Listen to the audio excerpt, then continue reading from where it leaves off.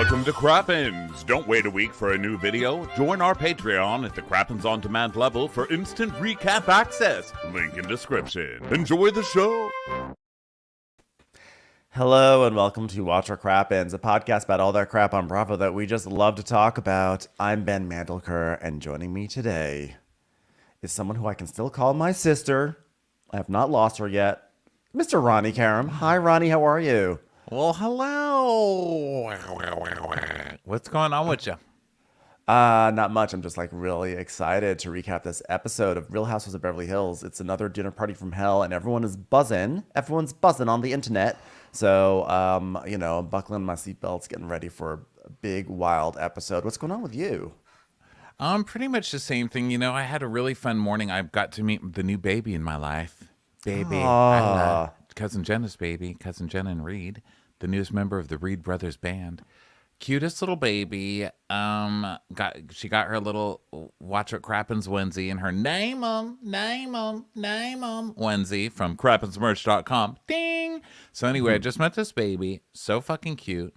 And I just said, listen, you know, one of the first lessons I want to teach you is that Kyle is always the victim. And we need to feel bad for Kyle, okay? So whenever you start crying, I want you to remember you have nothing to fucking cry about when there is a Kyle Richards in this world who is nothing but put upon. How dare you, baby? Did you also shame the baby for its small esophagus? I'm curious. I know you want to talk about a small esophagus. Jeez, fucking baby. And By then the way, the mom, Jenna, was telling me, oh, and you know, she was explaining how babies work because I literally don't know anything. I'm like, so when, you know, she said something about well, the baby didn't start having breast milk until a couple days ago. I'm like, what did they have before? Like frozen yogurt? Like, what do you give the baby? So she's explaining how milk works and how boobs work and all this stuff. And she's like, you know, because at first when they're born, they just have a stomach that's like the size of a strawberry. And I was like, well, she's eating a lot more than somebody with a strawberry size stomach. Not to food shame your baby already. Is it cheat day? It's like Real Housewives of Miami. Is it cheat day, Isla? But very interesting stuff. But yeah, it did make me think of Sutton with her tiny esophagus. And some people just, you know, we can only have a certain amount of milk a day, and it's not something to shame people about. Everything I know about lactating is milk, lemonade, round the corner, chocolate's made. And I've gotten through life with that motto. By the way, speaking of pregnancy, I just have to give a big congratulations to the latest pregnant member of the Crappins universe. Me. I am pregnant with Bagel in me today, and I am really excited to get going with this. But anyway, Jenna, I'm also caffeinated. I just congratulated myself reading a bagel. Way to shit all over Jenna's baby story, okay? I'm talking about the cutest thing to ever happen, and you make a poop joke followed by another future poop joke. Followed by me bragging about eating a bagel. So I made it all about me. But honestly, Jenna, congratulations. Jenna and Reed, that's absolutely amazing news. We're so happy for them. Truly, truly, truly. We love a December baby. I'm happy for them. I'm really happy for me because I'm the one who really won here. And they didn't name the baby Ronnie, which I found very offensive. But the baby's middle name is Ren, which guess what? Guess what I'm calling her? Rennie. Duh. So, Rennie. I say thank you. Thank you for that. Yeah. So, by the way, Monday, this is important. Monday is the final crappy hour of 2023. I feel like people will have a lot to say just about this episode we're about to recap. So if you've got stuff on your minds, bring it to our Instagram on Monday night, 8:30 on the East Coast, 5:30 on the West Coast, and adjust for other time zones if necessary. Come to our Instagram at Watch What Crappins. Also follow at Ronnie Karam, at Ben Mandelker. We're going to be talking about Bravo gossip, Bravo headlines, but I'm sure a lot of people are going to want to weigh in on this episode. So come join us. It is our not, what is it, semi-weekly? It's a show we do every 2 weeks on Instagram where we talk about Bravo, and then we bring you guys up and you guys talk with us. We read your comments on the show. It's really a lot of fun. We also simulcast on YouTube. So please, it's the last one of 2023, so come join us. Don't miss out.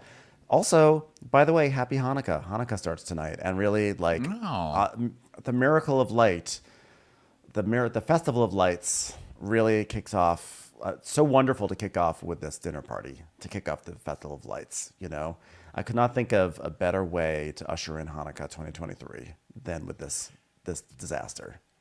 Yeah, nothing like alcoholic shaming, esophagus shaming, Sister shaming. possible, cheating allegation shaming, sister shame, a lot of shaming going on here. I love shame. I mean, It is like a shame dreidel, and we are spinning it, and we're gonna see what type of shame it lands on. oh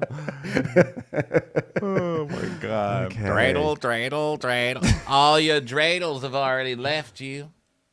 You really want this last dreidel to spin away from you? Hey, Denise, what side did that dreidel land on? You know which side. You know. Really? You know. You don't know? You don't know? You know what happened, Erica. Why are you pretending that you don't know what happened? But hey, are you married? Poor son of a bitch. Poor bastard. Kyle, is there something you're not telling us about the Hanukkah guilt? Why are we missing one coin from the mesh bag? You in denial about something? All right, so it was dinner party from hell in this season, and where we ended up was basically Kyle Hanukkah. coming. Kyle looks like that cat. It's a very famous cat. It's not Grumpy Cat, but it's something like that. It has like a real weird, like wonky-eyed face, and then it has its hair sticking all out. Do you know what's cat of fun? I have to look this. There's a million Mr. famous Mistopheles, cats. You guys just go with me. Deuteronomy. I was gonna look up famous cat, and guess what happened? I just ended up looking at fucking cat videos, like literally for an hour. So I'm sorry I couldn't find the specific. Is it Azrael? No, that's like God. That's like the Jesus cat from Lion, the Witch, and the Wardrobe. No. The Lion, the Witch. what's that That's one like saying? Azrael is Gargamel's cat. Oh, At first I thought you were like, no, that's like the best cat ever, Azrael. No, hold on. the one from Lion, the Witch, and the Wardrobe is and named the- Azrael, Asgard, or Aslan. yeah, that sounds right. Aslan. Let's see if it is. It is. It's Aslan. Did you know that, or did you look it up? It's a Hanukkah miracle. Oh my God, I'm finally turning man. Just bring up some C.S. Lewis literature and boom, man. He's just Googling the name Aslan and suddenly he's like, what about Jesus? By the way, just putting a pin in it right now for some future episode of this show or another Real Housewives show.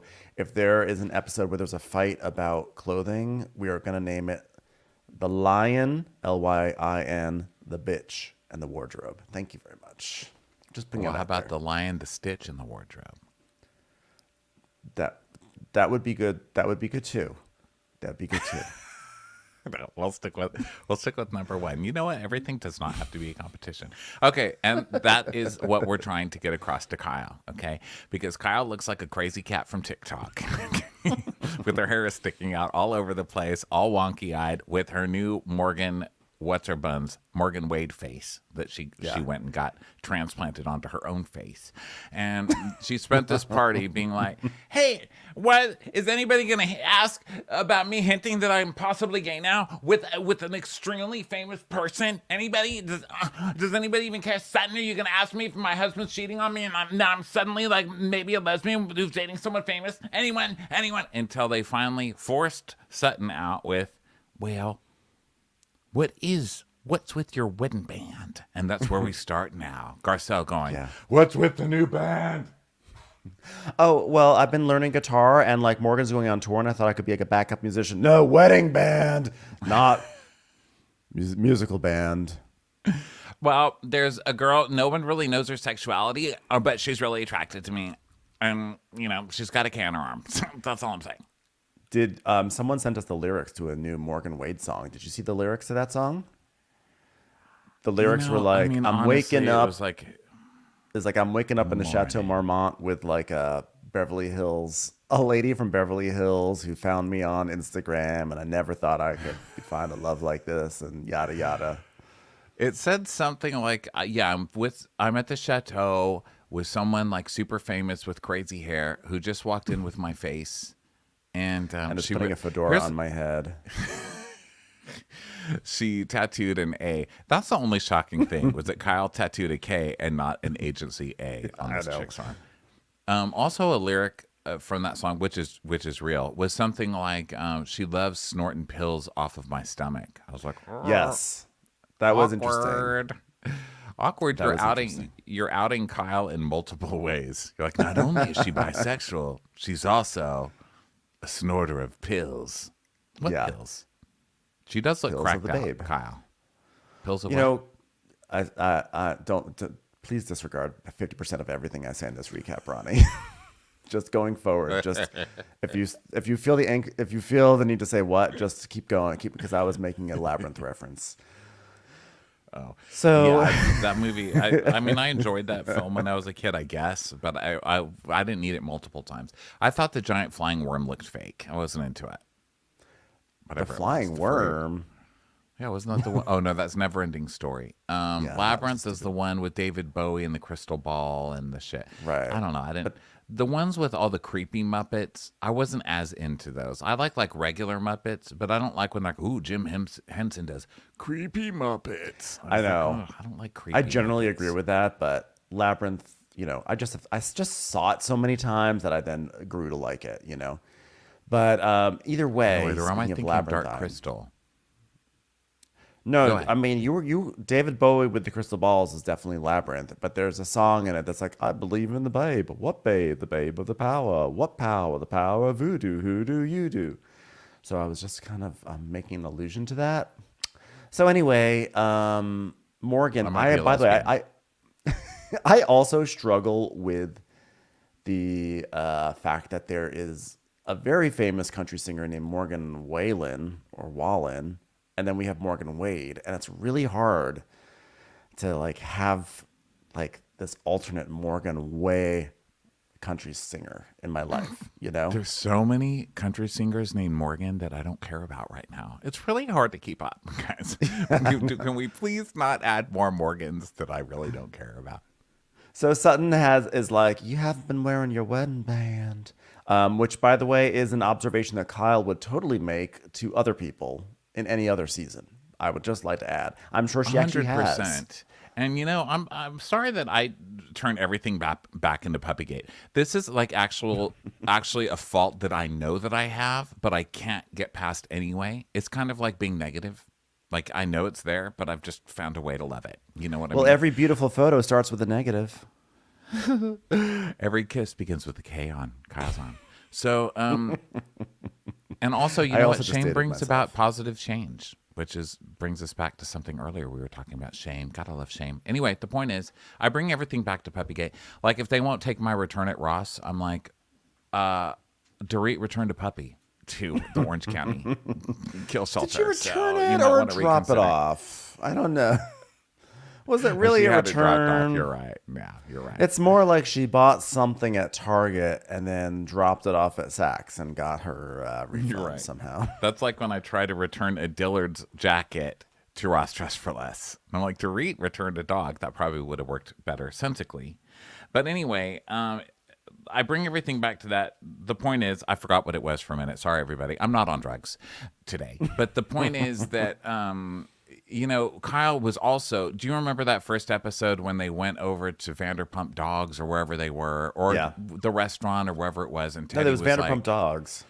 Teddy was like, well, what about Dorit and the thing? And she's like, I don't want to talk about it. No. She's like looking at the camera. It's like, no, we're not going to talk about it. So then Teddy brought in the big guns, Kyle, and then Kyle marches in there and she's like, we're going to talk about it. She's like, no, please don't talk about it. My brother just died. She's like, I don't care. We're talking about it. She would not stop until it came out. Then she was a total bitch to Lisa Vanderpump right after her brother died. So all of this shit with Kyle being like, why isn't anybody sensitive to me when I'm going through something? And I admitted maybe in a very general way, I hinted it was what was going on with me. Why are people not being sensitive? When have you ever been sensitive? And that's really just one example that I've got of 30 years that I've been watching this show. Yeah. Well, I mean, honestly... open and honest. The whole open and honest thing that they They did open and honest. They beat it to the ground. They did it to Denise. The whole Denise's last season was like, why can't you be open and honest? Be open and honest. Be open and honest. We think that you had an affair with Brandi Glanville. We've seen certain texts. We've seen certain things. Just be open and honest about it, which is honestly quite similar to this situation. It's almost an identical situation. And so the fact that when now Kyle is on the receiving end of needing to be open and honest, she suddenly wants to talk about it in the way that she wants to talk about it. And she wants to, she doesn't want to blurt it all out at a dinner party, which, by the way, is actually her right. But it just speaks to the hypocrisy that she has carried for several years with this whole open and honest thing. But when it comes for her time to be open and honest, suddenly she doesn't want to, because guess what? It turns out in life, sometimes you don't have to be open and honest in every single situation. And but please don't be. That is my request to everybody in the world. Stop being open and honest. I really don't care. If I ask you how you're doing, say good and move the fuck on. Stop being open and honest. Nobody needs to know all of your shit all of the time. Save it for the people who care. I pay taxes. Stop littering my sidewalk with your emotional debris. Okay? And the truth is that, like, in real life, Sutton is being an absolute monster at this dinner party. She is being a very rude house guest, and she's being totally nasty and is totally obnoxious. But in the world of this show, totally my hero, doing everything right. I'm fully on her side. This is especially funny because Denise Richards is at this party. And Kyle, 2 years ago, as you just brought up, was trying to out Denise as cheating on her husband on national TV. And that's fine to literally do to one of your friends. And to bring Brandi Glanville on to do it, which is even worse. But because Brandi's like a weapon, to use against somebody. So that's okay. But hinting that your husband might have cheated on you, even though it's completely all over the tabloids, is not okay. Question. When I was in the closet, I regrettably, this is not a proud thing, but when I was in the closet, I did spend a lot of energy, being like, that person's gay. Like, I was often, like, I remember in the old TV-gasm days, I would often, write stupid shit. Like, I remember these two guys in The Amazing Race, and I was be like, yeah, like, you guys are straight. Like, it was, like, very tacky, obnoxious stuff. Like, you shouldn't write that stuff, whatever. But it really came from a place of self-loathing on my part. But I was, like, a little too concerned with whether or not someone was gay or in the closet, probably because it was a deflection of what I was going through. Right, maybe it was I resent it, or it's something I resented in myself, so therefore I resented in someone else that I picked up on it. Do we think that this is something that Kyle was feeling? I love how I'm saying this is so tacky to speculate on someone's sexuality, as I use that as the basis to speculate about Kyle Richards, but like, is it possible that the reason why Kyle was so rabid about Denise and Brandi was because maybe there was something stirring inside of her? I don't know. I mean, I think I took it at the time as Kyle just not liking Denise because they had all decided to gang up on Denise, and Denise was getting away with being so popular, and she wasn't really having to do anything, and she kind of had this squeaky clean image on the show, and I thought they were jealous and they were just going to do anything they could to bring fucking Denise down. And then you've got Brandi like scrounging to get back on the show and all that. So I never really took it like that. I'm still not really convinced. I think that sexuality is so much more fluid in this day and age. I'm never convinced of anybody's sexuality. I think I'm like one of the few people left that actually is still like solidly guys, because I think a lot of people, like, once you find other Ronnie options, you're like, oh, maybe I'll try that. Yeah, maybe I'll find He's like the only one left, guys. He's the only true gay person left. Spread it. Tell all your friends. But you know what I mean? I don't know. I don't speculate on it in the same way anymore. And especially with Kyle, because I really do think Kyle's not mad at Sutton for bringing it up. I think she's mad at everybody for not bringing it up because she's been trying all season to get people to bring it up and nobody will. And I think that Kyle is not really attracted to anybody as much as she's attracted to fame and celebrity and attention. And I think that everything she's doing, if this was just some rando that nobody knew anything about, I would maybe think differently. But the fact that it's like, oh, now you're gonna have this storyline when it's someone like famous that you can like make a music video with and get a lot of publicity with and get the paps on you. I think that ultimately that's what Kyle's attracted to in any situation. Yeah, I think so too. So either way, we've done two lines from today's episode, by the way. So. We're 20 minutes and we've done 2 lines and yeah. I'm sorry. Also, before this recap started, Ben and I were just saying, oh, you know what?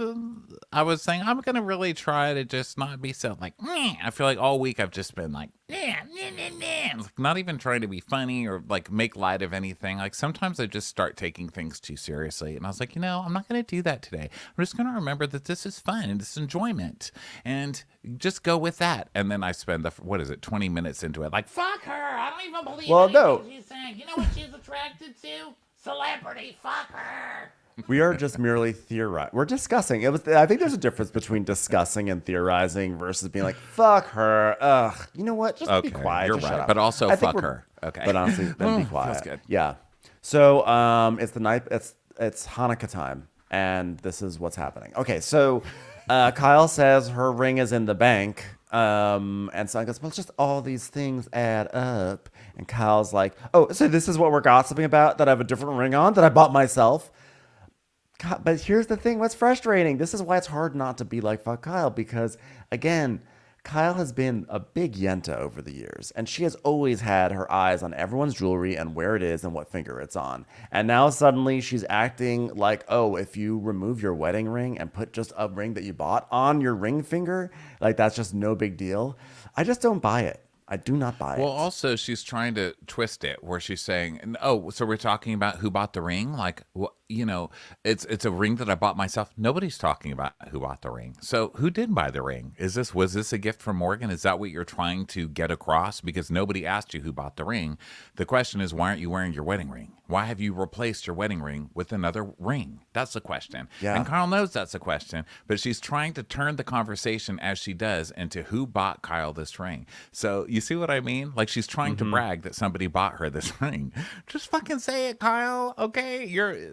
I just feel so bad for Kyle that she's trying so hard and no one will ask her about this relationship. It's hilarious.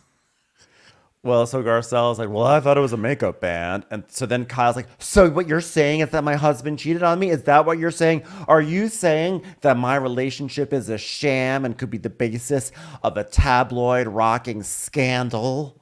Yeah. And again, nobody said that, Kyle. It's in all the press, and I know you want them to say it, but still, nobody's really saying it. I mean, maybe they're kind of hinting. And Sutton's like, well, did I say that? And she goes, oh, you want my husband to have cheated? And you want him to have bought me that band? That's what you want. Just say it, Sutton.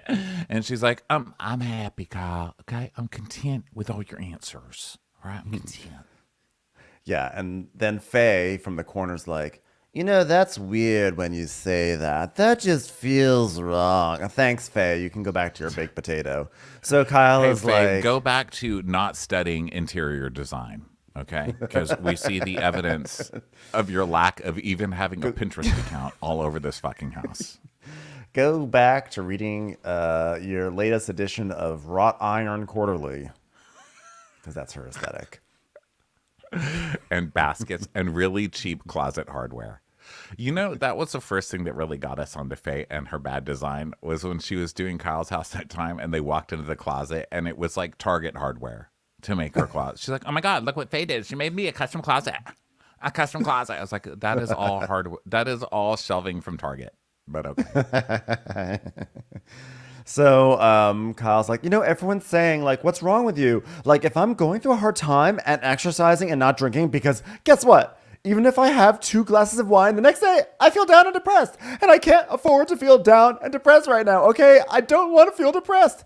And you would think that someone would say, what's wrong? Why is there this urgency? But instead, the best we get is Camille Grammer. She sort of like does that thing where she flares her eyes and goes left and right. She's like her eyeballs are going.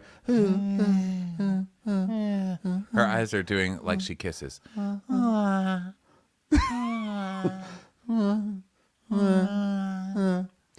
Camille is sadly underused in this entire dinner party, by the way. I mean, I think she realizes she doesn't even need to offer anything because there's so much going on, but I really would have liked Camille to have had a moment too.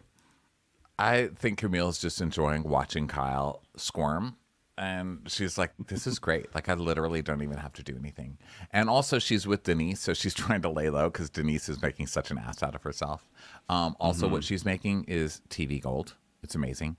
So Kyle, what Kyle is really probably depressed about, and what I know the audience is like, you guys know she lost her friend, right? Yes, Kyle lost her best friend or one of her best friends this year. I don't know why they haven't brought this up on the show. Because that of course does explain a lot. Kyle made a comment on Instagram. There's someone called Your Bish Therapist who is also a listener. They comment on Instagram. Hi, Your Bish Therapist. Follow them. They're very insightful.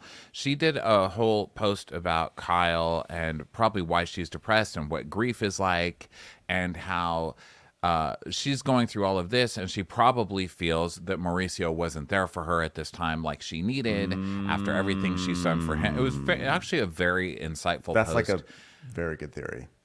Yes. So go follow her. She's great. And Kyle commented on it or reposted it or something. It was like, yeah, and I'm not really sure why they're not showing this on the season, but it will be shown. Okay, so I don't want to like diss Kyle's friend dying or anything. Like this has nothing to do with that. All we're really going on is what we're seeing on the show so far. But, you know, even all of that going on currently, even though we know that that is going on while all these storylines are going on, it still doesn't take the hypocrisy away from your past behavior and how you've treated people in the past, and how you're currently treating people right now and trying to spread that Sutton has an eating disorder and that she's an alcoholic and that none of her problems matter and only yours do. So, like, I get that there's grief. There may be reasons, but you're still kind of being an asshole. You know what I mean? Yeah. Also, by the way, Kyle started it. Let's not forget, Kyle started all started this. it. This entire thing was started by Kyle. Sutton was being ridiculous at Magic Mike. Yes, Kyle came out and Kyle like berated her as usual. Like, why are you acting like this? Sutton's clapped back. And then when Kyle went over to Sutton's house, be like, why'd you clap back at me? You know, she was like, I feel like you're acting weird. And then Sutton was like, you're acting weird. What's going on with you? And then there was the whole name him thing. And now Kyle's weird. mad. I just want to interject here because the acting weird thing was her suggesting that Sutton was like drunk or on drugs all the time, right? Exactly. Like, that was right, your, because like, Sutton was actually not acting. Something weird about you. Yeah. I don't know. It's just something. Sutton was not acting any differently than we've seen in any of the previous seasons. Okay, right. Sutton's a lunatic. Sutton is weird. So Sutton was coming back with, well, why are you acting weird? Which is like a classic "you are," which Kyle then twisted into, oh my God, Sutton's trying to talk about my husband cheating. Which I mean, Sutton was, because the thing is that Kyle has changed her lifestyle in a dramatic way, and there are things happening, and so everyone can tell that, you know, like, are you going through a midlife crisis? What is happening? Are you discontent? What is going on? And that's what Sutton's trying to get to. But of course, since Sutton's a bad communicator and she doesn't actually like to outright say things, she just alludes to things, and then it all goes nuts. And that's where we are. That's how we get to a place like this. So now you have this Kyle saying how she can't afford to be depressed right now, and then Denise goes, what's going on right now? Garcel just goes, girl.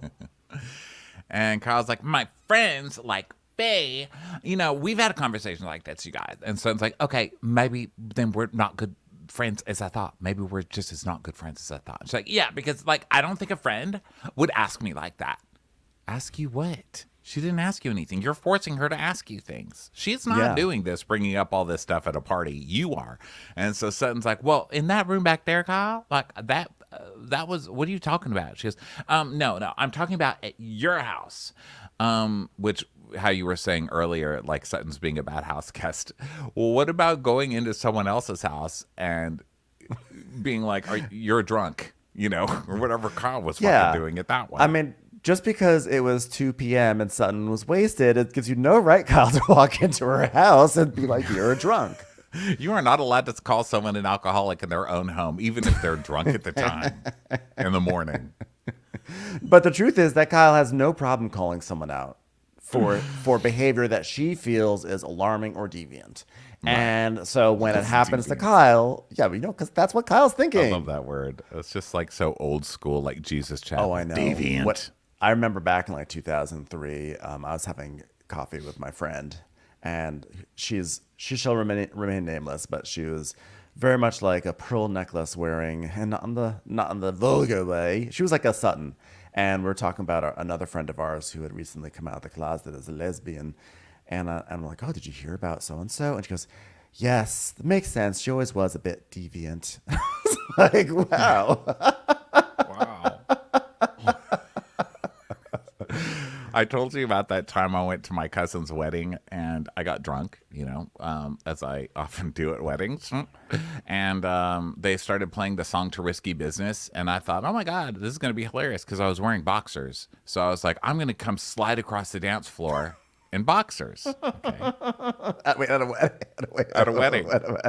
And I did it. And I thought it was hilarious. Okay, everybody laughed. Not everybody. It wasn't like everyone surrounded me and started dancing around me. It wasn't one of those moments. But, I got a few laughs. Listen, I'm a ham. So I got it, went back. My grandfather ended up being taken to the hospital in an emergency. So all my family, it got very serious very quick and we had to leave. Okay, so I'm trying to leave with my family, and this lady from the other side of the family, I didn't know I didn't know the husband's family, right? So they're very Christian. I didn't know. They're very, very religious. She and her husband pulled me aside as my family's going and got me up against the wall and said, I don't appreciate what you just did.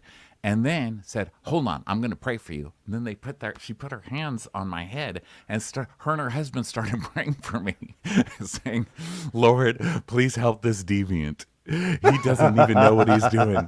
Please come into his heart and save this deviant from the fires of hell. My dad, I don't think my father has ever been so much. He's trying to get to the hospital, and I've just made an ass out of the whole family while we're trying to leave and being called a deviant by this family that we don't even know. So that's the last time I was called that. And honestly, is sliding onto a dance floor in your underwear, is that really a sin? It might be like breaking dress code. It's not a sin. It's not a biblical sin. Okay. I thought it was funny. And also, I wasn't my age now. This was like 20, it was probably 30 years ago or something. I mean, it was like a long time. It was like 25 years ago at least. I still had youth-ish on my side. Well, they're like, we've seen that movie. It deals with a prostitute. So do not bring echoes of that into this ceremony. Save this deviant.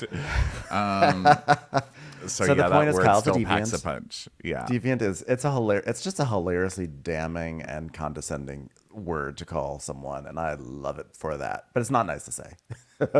I love it in a campy way. I don't love it if you're using it in a full-throated way. So anyway, so Kyle. So then 2 weeks earlier we see Kyle and Sutton. Name him.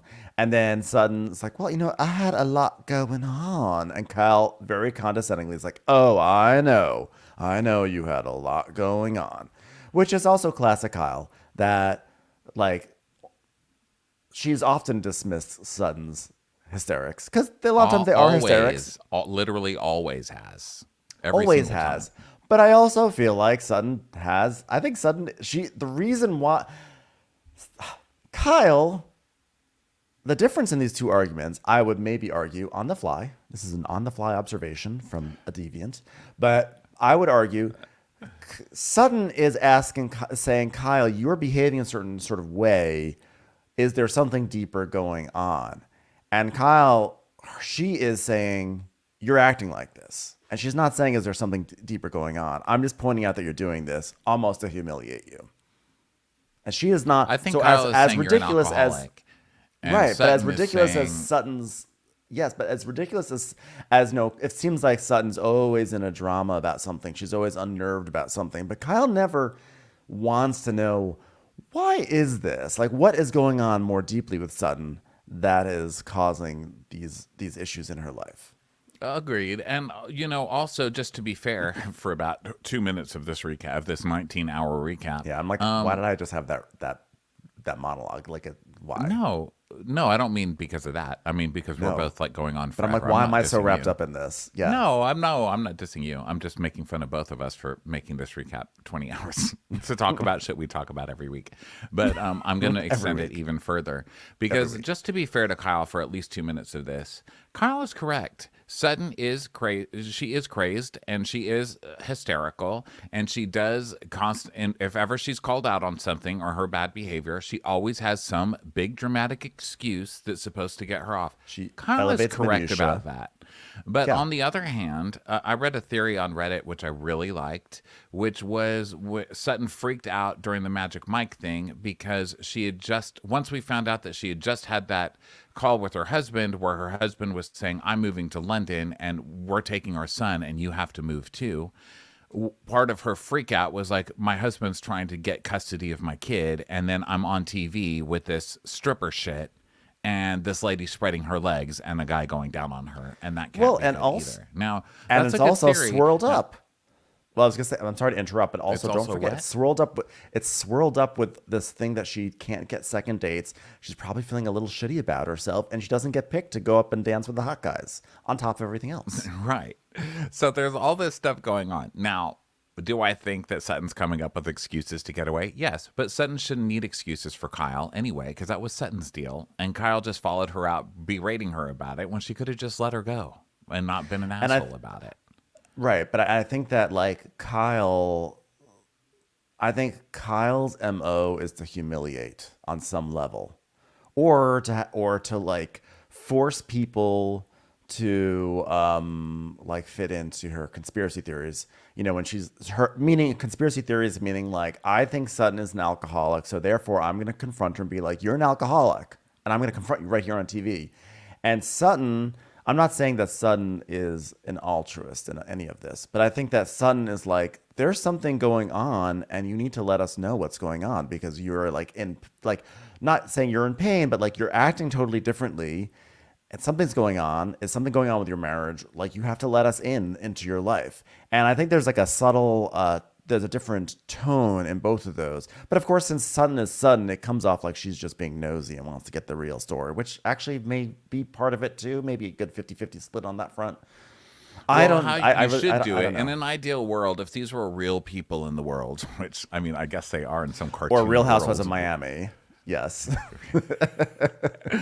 But in the real world, I would think you'd be like, Kyle, you're just all this working out and being healthy and it's great, but like it is a lot, what's going on. But then Kyle's argument is, it should be said in a more gentle way. Like, I'm just, is everything okay? Because normally when people make these dramatic things, like you can talk about it if you need to. Like we've all read the stuff about your husband cheating on you. Like, is that true? Like if you don't want to talk about it, you don't have to. There's nothing wrong with saying that, but it's just that Sutton is just not saying. It's what she's not saying. She has terrible bedside manner. She has terrible bedside manner because Sutton says in a way like, I'm not going to say it because I would never say such a thing at a dinner table, but if you would like to say it. Whereas if it were like Alexia, she'd be like, so like all of a sudden you're like working out. You're like working out and like, there's like a no wedding ring and I see you like with a lesbian over there. So like, what's going on? I heard like, you're an Ozempic lesbian.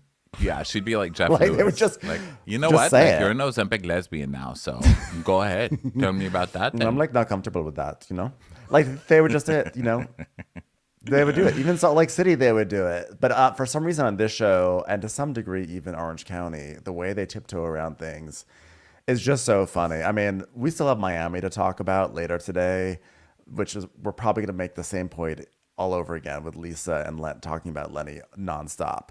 But it's just like, I guess what's funny about this situation is we just see how poorly both women communicate with each other, and we know what they're both trying to get to, and they're so bad at getting to it that they just create like ancillary fights with themselves because they just are not direct. Right. So then Sutton's, we see all these clips of Kyle being like, let me talk, Jesus. And then Sutton being like, I had a lot going on. And she's saying, I know you did. I know you did, Sutton. I know you did. Like, just so much going on with you, Sutton. And she goes, and I'm sorry for that thing, Kyle. I'm sorry, Kyle. I know, and I'm sorry how you reacted as well. How about that? And then there's a big, long pause, and everyone was just kind of looking at each other. And Dorit's doing her, every time there's a reaction shot of Dorit, it's like, And Kyle's like, well, thank you for apologizing on my behalf. It's like, you're welcome. So then Kyle's like, anyway. So then food starts to arrive, and Kyle's like, what are we having? What are we having? So then all of a sudden, the chef, like, normally we don't write down the food that they're having on these shows, but I just thought it was like very funny that they put up on big letters, Jerusalem artichokes, parentheses, sunchokes. I was like, thanks for the clarification here. Really wanted to make sure I knew exactly what they were eating in this situation.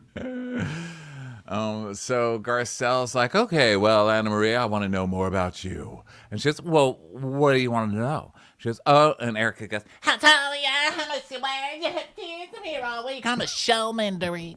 I'm a showman. I'm 5'9". I weigh 160. I'm married. I've got 4 kids. I love working out. I'm very competitive. My husband's a football player. He has a questionable scandal brewing right now, and I have some strange, maybe not very popular thoughts on trans athletes. That's what you need to know about me.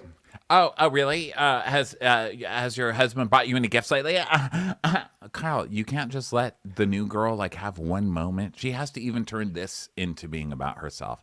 And so Annmarie's like, not those kinds of gifts. Just kidding, Kyle. She's like, did he say I cheated on you? So here's a gift. Because that's like what Sutton's insinuating about me. Thanks for coming over and joining the show. Stick up for me, which you're really not doing right now. So, and Garcel's like, well, my husband bought me a gift afterwards to lure me back.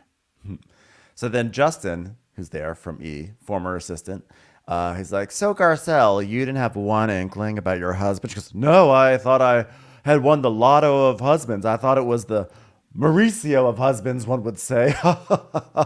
Too soon. What I'm trying to say is that my husband, like Mauricio, cheated on me several times. Are we laughing about this yet? And then Cynthia, Sage Cynthia, with her words of wisdom after her marriages to Mike Chahill, who literally wrote a book during their engagement about how much he cheats on people. And her previous marriage, Peter of Peter's Brew, has her thing to say. So she's like, there's life after divorce, but I also think there's something to be said about just being single for a while, because everyone at the table could have a man, right? And what I love is in a relationship when you have a true partnership. Have you ever, though? That's sad. I love Cynthia. I hope, Cynthia, don't stay single. Go find one that's worthy of you, for Christ's sake, okay? Cynthia, here's what you need to do. Stop settling. Stop. I think Cynthia would do very well being single based on her track record of men, because it was Chahill, and before Chahill, there was Will, and then we had Peter. I think she just needs to stay away from the guys for a second. Just focus on her store at the Beverly Center. So then Erica is like, well, I want to have one good love affair. I want one of those things you see in the movies when you can't even be apart. Like, oh my gosh, we must be together, and it's romantic, and you do all these things, like you wash his back, and you pull him out of the ditch after he crashes his car in a snowstorm in Pasadena. That kind of love affair. I love when Sutton goes, Erica. She's telling us. She goes, Erica, you had a love affair like in the movies. It's Harold and Maude, only in reverse, okay? Which will probably be made into a Lifetime movie or something like that. It's Pretty Woman. It's literally Pretty Woman. How are we not seeing that? Erica pretending like there's never been a movie based, she has nothing in common with any movies. I know. So then Denise is talking to the chef. Like, the chef comes by with plates or whatever. She's like, hey, are you single? You're single? And he's like, I'm not single. You're married. Is that right? You are. He just walks away. He's like, I'm not getting involved in this mess. Doesn't he say, yes, I am married? And then she turns around and she goes, That poor bastard. Oh, I didn't hear him say yes. he goes, I am married. She goes, poor bastard.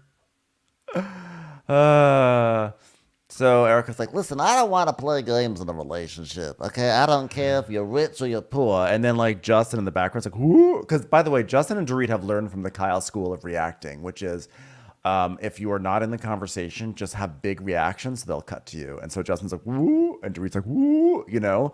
And they're basically just like, Justin, stop making faces over there in the corner. Yeah. So then Erica's like, You know, Tom was very established and had his own life for many years, and I was just fit into his life. I just want to carve out my own life. I'm like, Tom literally bought you a career. What are you talking about? And also, I'm not standing up for Tom, saying Tom was a good husband or a good person in any way, shape, or form. But to act like Tom wasn't supportive, like when she keeps saying like Tom was the least supportive person ever, he bought you literally every music video and every producer and every song, and he was at every single one of your shows. I don't like this whole like, now Tom was terrible because he turned out to be terrible in the press. Like, Tom was always terrible, and he bankrolled a lot of your stuff. I can't believe I'm standing up for Tom. This is what Erica does. Okay. I don't know. This I is mean, how I think that, insidious like, it is. It sounded like one of those situations where he bankrolled everything, so then she had to be like, oh, I'm so happy, but like he wasn't probably giving her the emotional part that she really needed. So then I don't think she has any emotional part. I mean, just a couple of weeks ago when the therapist was like, hey, you know, it's called empathy. She's like, what? What's that? What? Well, you know, it's where you put yourself in other people's shoes. She's like, Ooh, how do you do that? What if they're not your size?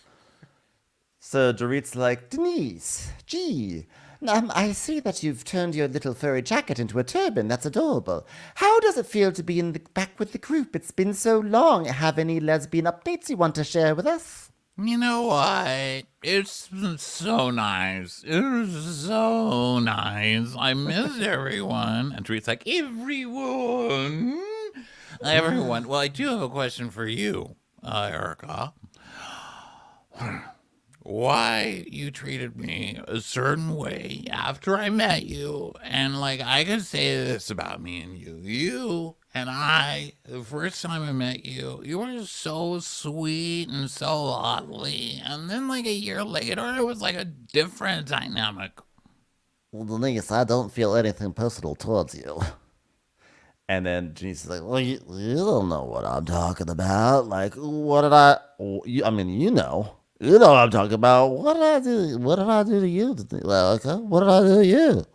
Can you tell me what it is though? Because what, Denise? What are you talking about? Okay, I'll be very clear.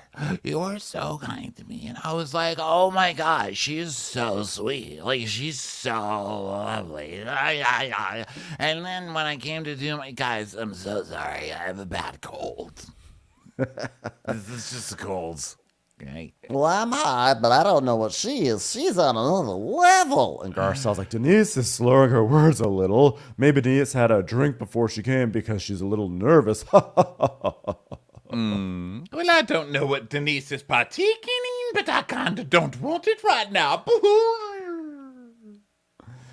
You're very different towards me, Erica. You're very different towards me. Okay? And Kyle's like, what bothered you the most? Was it that people are insinuating that my husband cheated on me and that somebody bought me a new ring? you guys, come on, guys. We're grown-ass adults, and you know what I'm talking about. You know what I'm talking about. I know. What are you talking about? What are you talking about? I have no idea. I have no idea, Denise. Really? Denise, I don't know. Denise, Really? Denise. You don't know? Really, You really, you don't know? You don't know? Denise, I don't know. What? Really? What? I don't even know What? I don't know what to say. I don't know what to say. Really? so this is funny because this group really can gaslight a person. You guys don't They can. remember what you did to Denise. Oh my God, you guys were horrible to Denise. Unfortunately, Denise is too drunk to even say, and she's never really been great at expressing herself anyway.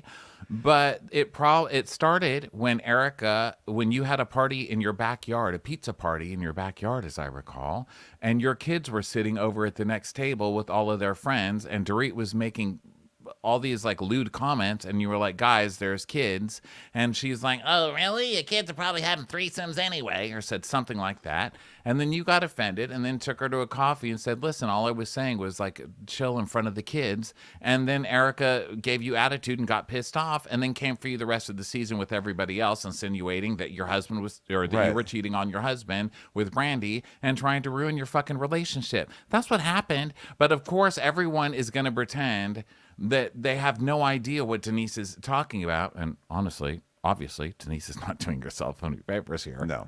But yeah, no, I mean, it was a horrific season.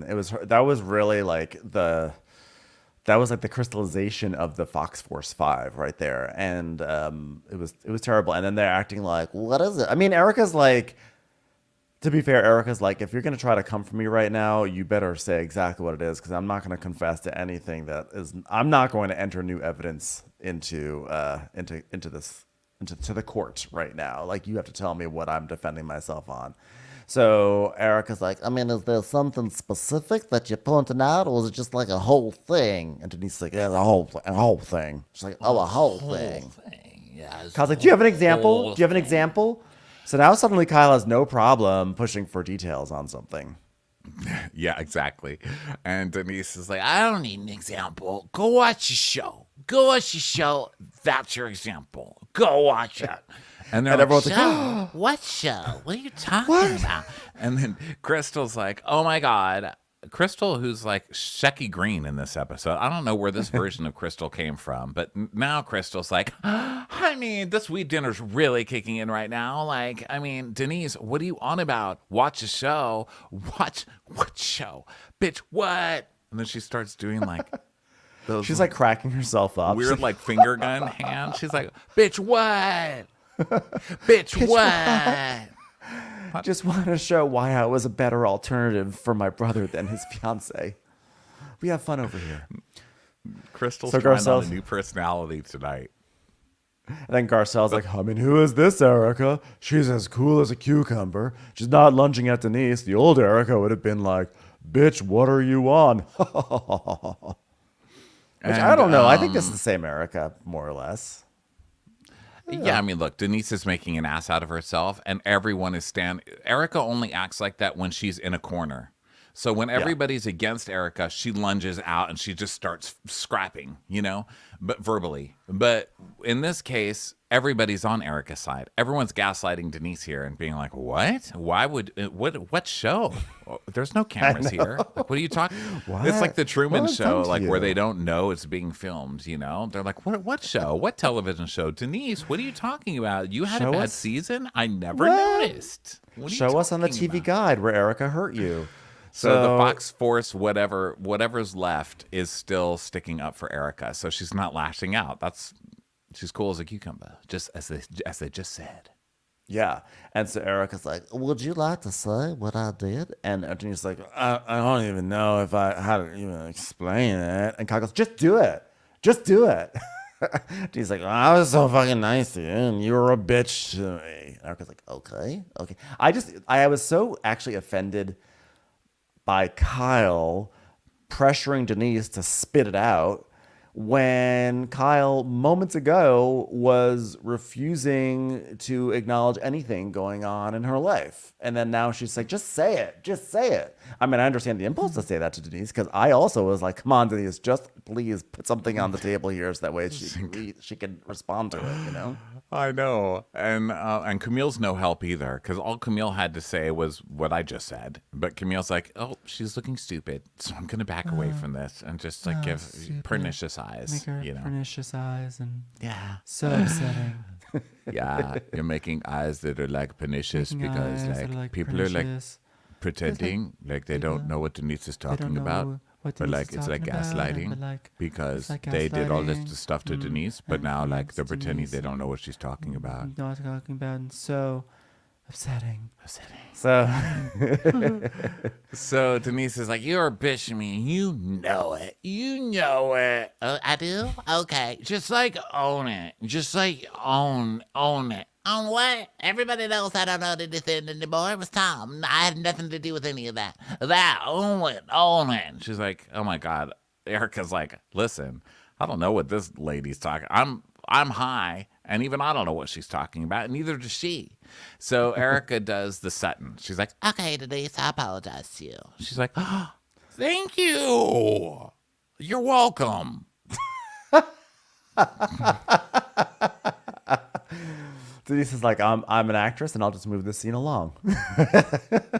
I'll do both of our parts. And the chef is watching from the kitchen. He goes, dude, Denise Richards is fucked up. So then Faye is like, this is an amazing dinner. I'm obsessed. Thank you. So then Cynthia's like, I think I'm just high. And then Justin's like, I am high. I am getting lit. And then Sutton just whips out a joint. And it's like, I'm just going to smoke a joint right here at the table. So all of a sudden, everything's like happy and fine here. Well, except then everybody's like, what? Sutton's lighting up at the table? I can't believe the rudeness, the audacity. You're at a weed dinner, and she's in a weed smoker's home. And she's like, I got permission from Kyle. I got permission, right, Kyle? And Kyle's just like,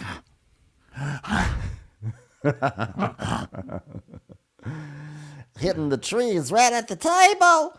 So Crystal's like, I love my girl Sutton, but she is a walking contradiction. I mean, over here she's smoking a joint, and then in Vegas she can't even deal with a few half-naked men.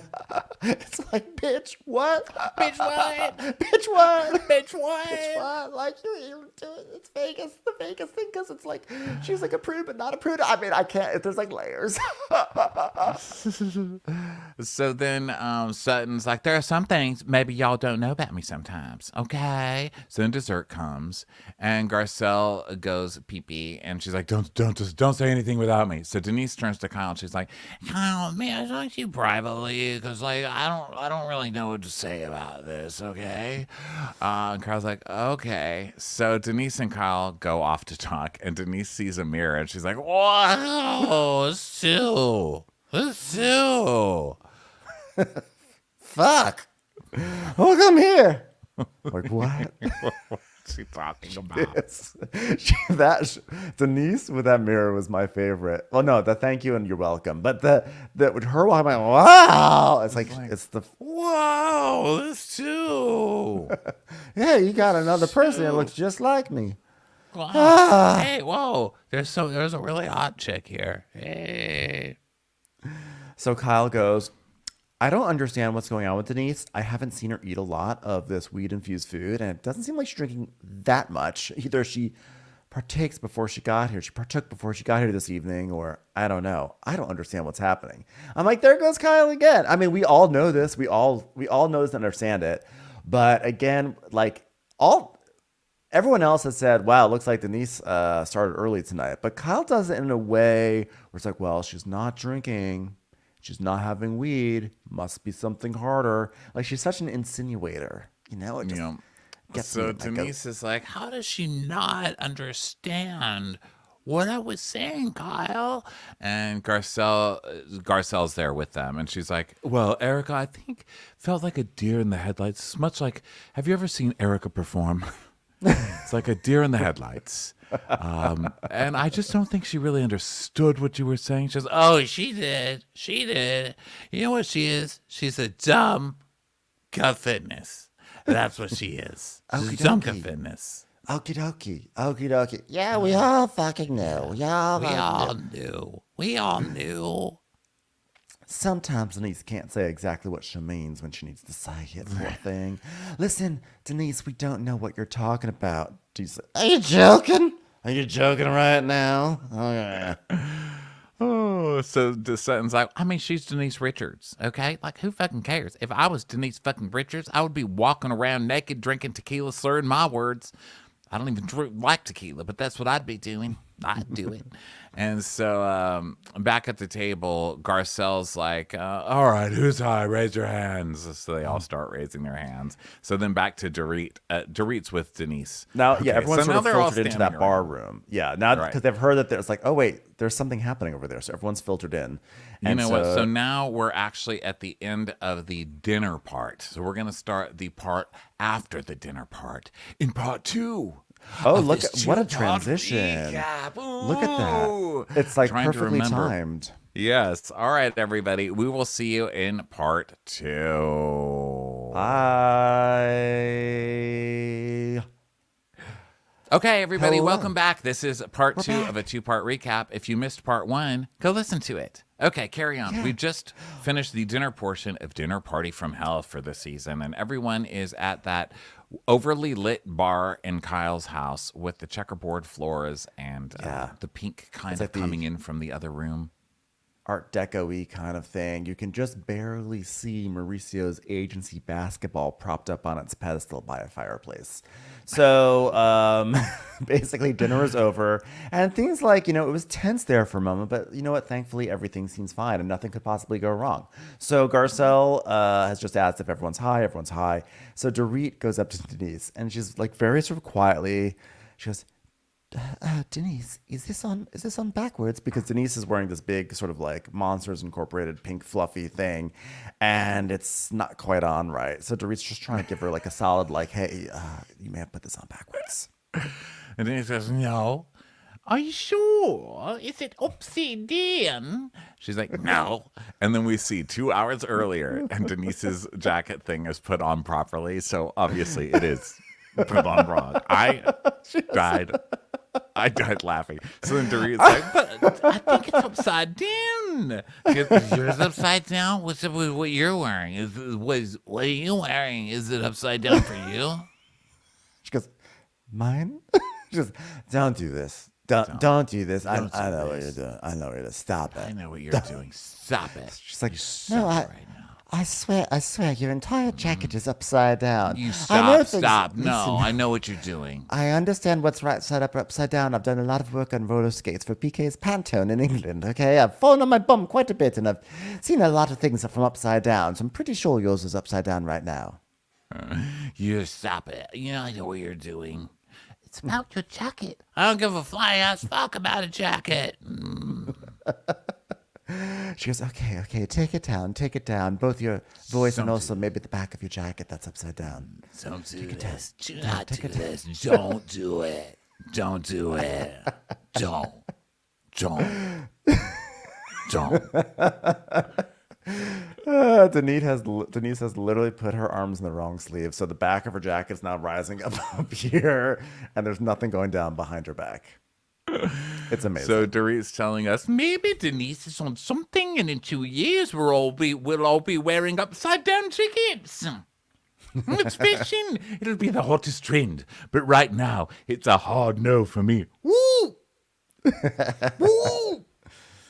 You never know, although Celine did try to do backwards tuxedo as a thing, and that never quite caught on. So then Kyle... It did. Everybody wear it. They make it on Project Runway every year. Celine's jacket, backwards That's jacket. true. You're right. That's true. How could I forget? So Kyle is like, Denise, is everything okay? She's like, I'm going to head out. It's almost 11 o'clock. And Dorit's like, bye. So there's like chit-chat, and Kyle's leading Denise to her car, and Kyle's like, does it seem better now after you said that to Erica? Do you feel better now? Is it better? Do you want to fight? Do you want to go back inside and fight some more? Because you can fight if you want. Don't do this. Denise is still salty. She's like, she's a fucking asshole. I never did anything to her. So basically she gets into her car and heads off She's into like, the she night. knows. It's like, okay, well, we'll see you later. She knows what she does. She knows what she's doing. She knows. Like, okay, Denise, have a good night. All right, ma'am, where are you going? She knows. Ma'am, I think you might be wearing your jacket as leg warmers right now. Do you want to rethink that? Don't do this, driver. Don't do this. Don't do this. Okay, so she leaves, and she's like, she's a fucking asshole. I never did anything to her. It's like holding her head out the window. She knows. Up Ma'am, do you Kyle's want long driveway. She's just at the McDonald's drive-thru. She knows. Ma'am, do you want to supersize that? Don't do that right now. Don't do it right now. Don't do it. Don't do this. So back to the women gathered in Kyle's bar area. So Annmarie's like, so Sutton, are you night owl, Sutton? Like, what are you, like a night owl? She goes, I wake up at 6. And she goes, oh, really? I wake up at 4:30. So my husband literally sleeps for 4 hours a night. So I get up. And she's like, oh, you know what? Martha Stewart said 4 hours. She also went to prison. So Dorit then goes up to Kyle. I don't really get that. Do you? What'd that mean? Meaning, like, take that advice with a grain of salt, because it could lead you to a prison. Bitch. Okay, just making sure. I was like, what? What's the Sutton? There's another Christmas party Sutton's not going to get invited to this year. Yeah. So Dorit goes up to Kyle, and she's just sort of checking in to be like, how are you feeling? That was like really intense what Sutton did. You wanna fight with her again? Because I'm gonna make you mad right now. Yeah. And she's like, when you came back to the table, when they came back, I said, where's Kyle? And she goes, she's probably in denial somewhere. And Kyle goes, oh. She does this huge gasp. She's like so excited she can finally keep this going on because like Yes. she tried so hard and it didn't work to have like a big dramatic moment. So she just turns right around and she goes, Sutton, what am I in denial about, Sutton? What is it, Sutton? I don't know, Kyle. I don't know. Sutton has that like soft voice she does when she's confronting someone. I don't know. Kyle goes, if you know something, like, please tell me. What would I know, Kyle? That's what I'm asking you. That's what I'm asking you. Oh my God, you guys just had this fight, Kyle. Jesus Christ. So Sutton's like, I don't know anything. What? She goes, well, if you think I'm in denial, then like that's implying that you know something. So just tell me what you know. And Erica goes, insanity. By the way, wasn't it Kyle who was also recently accusing Sutton of being in denial about her drinking, etc.? So Sutton's like, well, it seems to me that you're in denial. It seems to me that you are. And she's, well, you either said something or you didn't. And Sutton goes, yes, I said it. And it seems like you're in denial about something. So gotcha, because I did say it. And she's like, quit trying to gaslight me. Quit trying. Because you went in there and said, she's not trying to gaslight you. She just told you. She said you were in denial. So that's like, what do you want? And Sutton's like, I said it while I was sitting at the table. She goes, wherever you said it. I mean, I don't care. I don't care if you were standing on your fucking head. Oh, that's upside down. You know, had Denise been doing that outfit would have made sense. Ooh. That was part of the original choreography for Peter Pan Live, standing on your head. I unfortunately couldn't do it, so they just hit me in the face with a cream pie. So Sutton goes, well, we all know I can't stand on my head, Kyle, so let's not be rude. And then Erica and Crystal are like, ha. So Kyle's like, if you have something that you know about, then please just say that there's something. I don't have anything I know about Kyle. But what am I in denial of? What am I in denial of? Why can't she just say it's all over the rags, okay? Just say it. It's over the rags, me fucking crazy. My God. So Sutton's like, well, that's the question. And I asked her about her household. I asked her about her husband and her marriage. And Kyle goes, quit asking about my household. Like, what's wrong with my house? Oh, and by the way, which fucking house? What are you talking about? So I'm not. Of course, Kyle. That is such a Kyle retort. She's like, let me have an addendum to my comeback, which is to also have a humble brag about my multiple houses. Yes, I'm rich. I'm also very rich. So, but I did like that because Kyle's all ready to defend her situation with Morgan and Mauricio, but she was not prepared to have her house slandered. So she was like, what do you mean? What's wrong with my house? Wait, I did not prepare for this sort of argument. And so, the way that Sutton explains it, I mean, you know, is true. But I mean, obviously, Sutton's not innocent. We all know what she's implying, and she's correct, right? Because it's Kyle's entire storyline. But she's like, Kyle is in denial. Wow, wait a minute, that could work. Hold on, Kyle's in denial. Oh, I'm a showman, son. I'm a showman. So she's like, Kyle's in denial about something going on with her marriage, and personally, I think Kyle is unhappy. People's marriages ebb and flow, and maybe there's no flow right now, and that's something she don't want to talk about, because Kyle doesn't want to talk about personal things. She's done. She's done. So Kyle is now talking to Annmarie in the kitchen with Erica, and Kyle's like, this is what she does. Okay, it doesn't even make sense. Annmarie's like, it makes no sense whatsoever. No sense. Yeah, And like Kyle's you don't know all these rumors, Annmarie. Give me a fucking break. She's such a kiss ass. I really don't like. I like when that you bring on a friend of and they kind of have your back, but she's too much. She's ridiculous. Yeah. And is it because I know about all the social media stuff? Maybe a little bit. But I think it's also just coming on and being completely blindly pro Kyle. Yeah, that's rough. So Kyle, especially because Kyle doesn't need more allies. That's what's frustrating. So Kyle's like, I get so frustrated. I mean, like, that's why I lose my shit. And Erica's like, it's not fair to you. And Kyle's like, hey, what is with the household? Look at my beautiful household with pink neon lighting and checkerboard floors and basketballs on pedestals and stacks of mail. What is wrong with my household?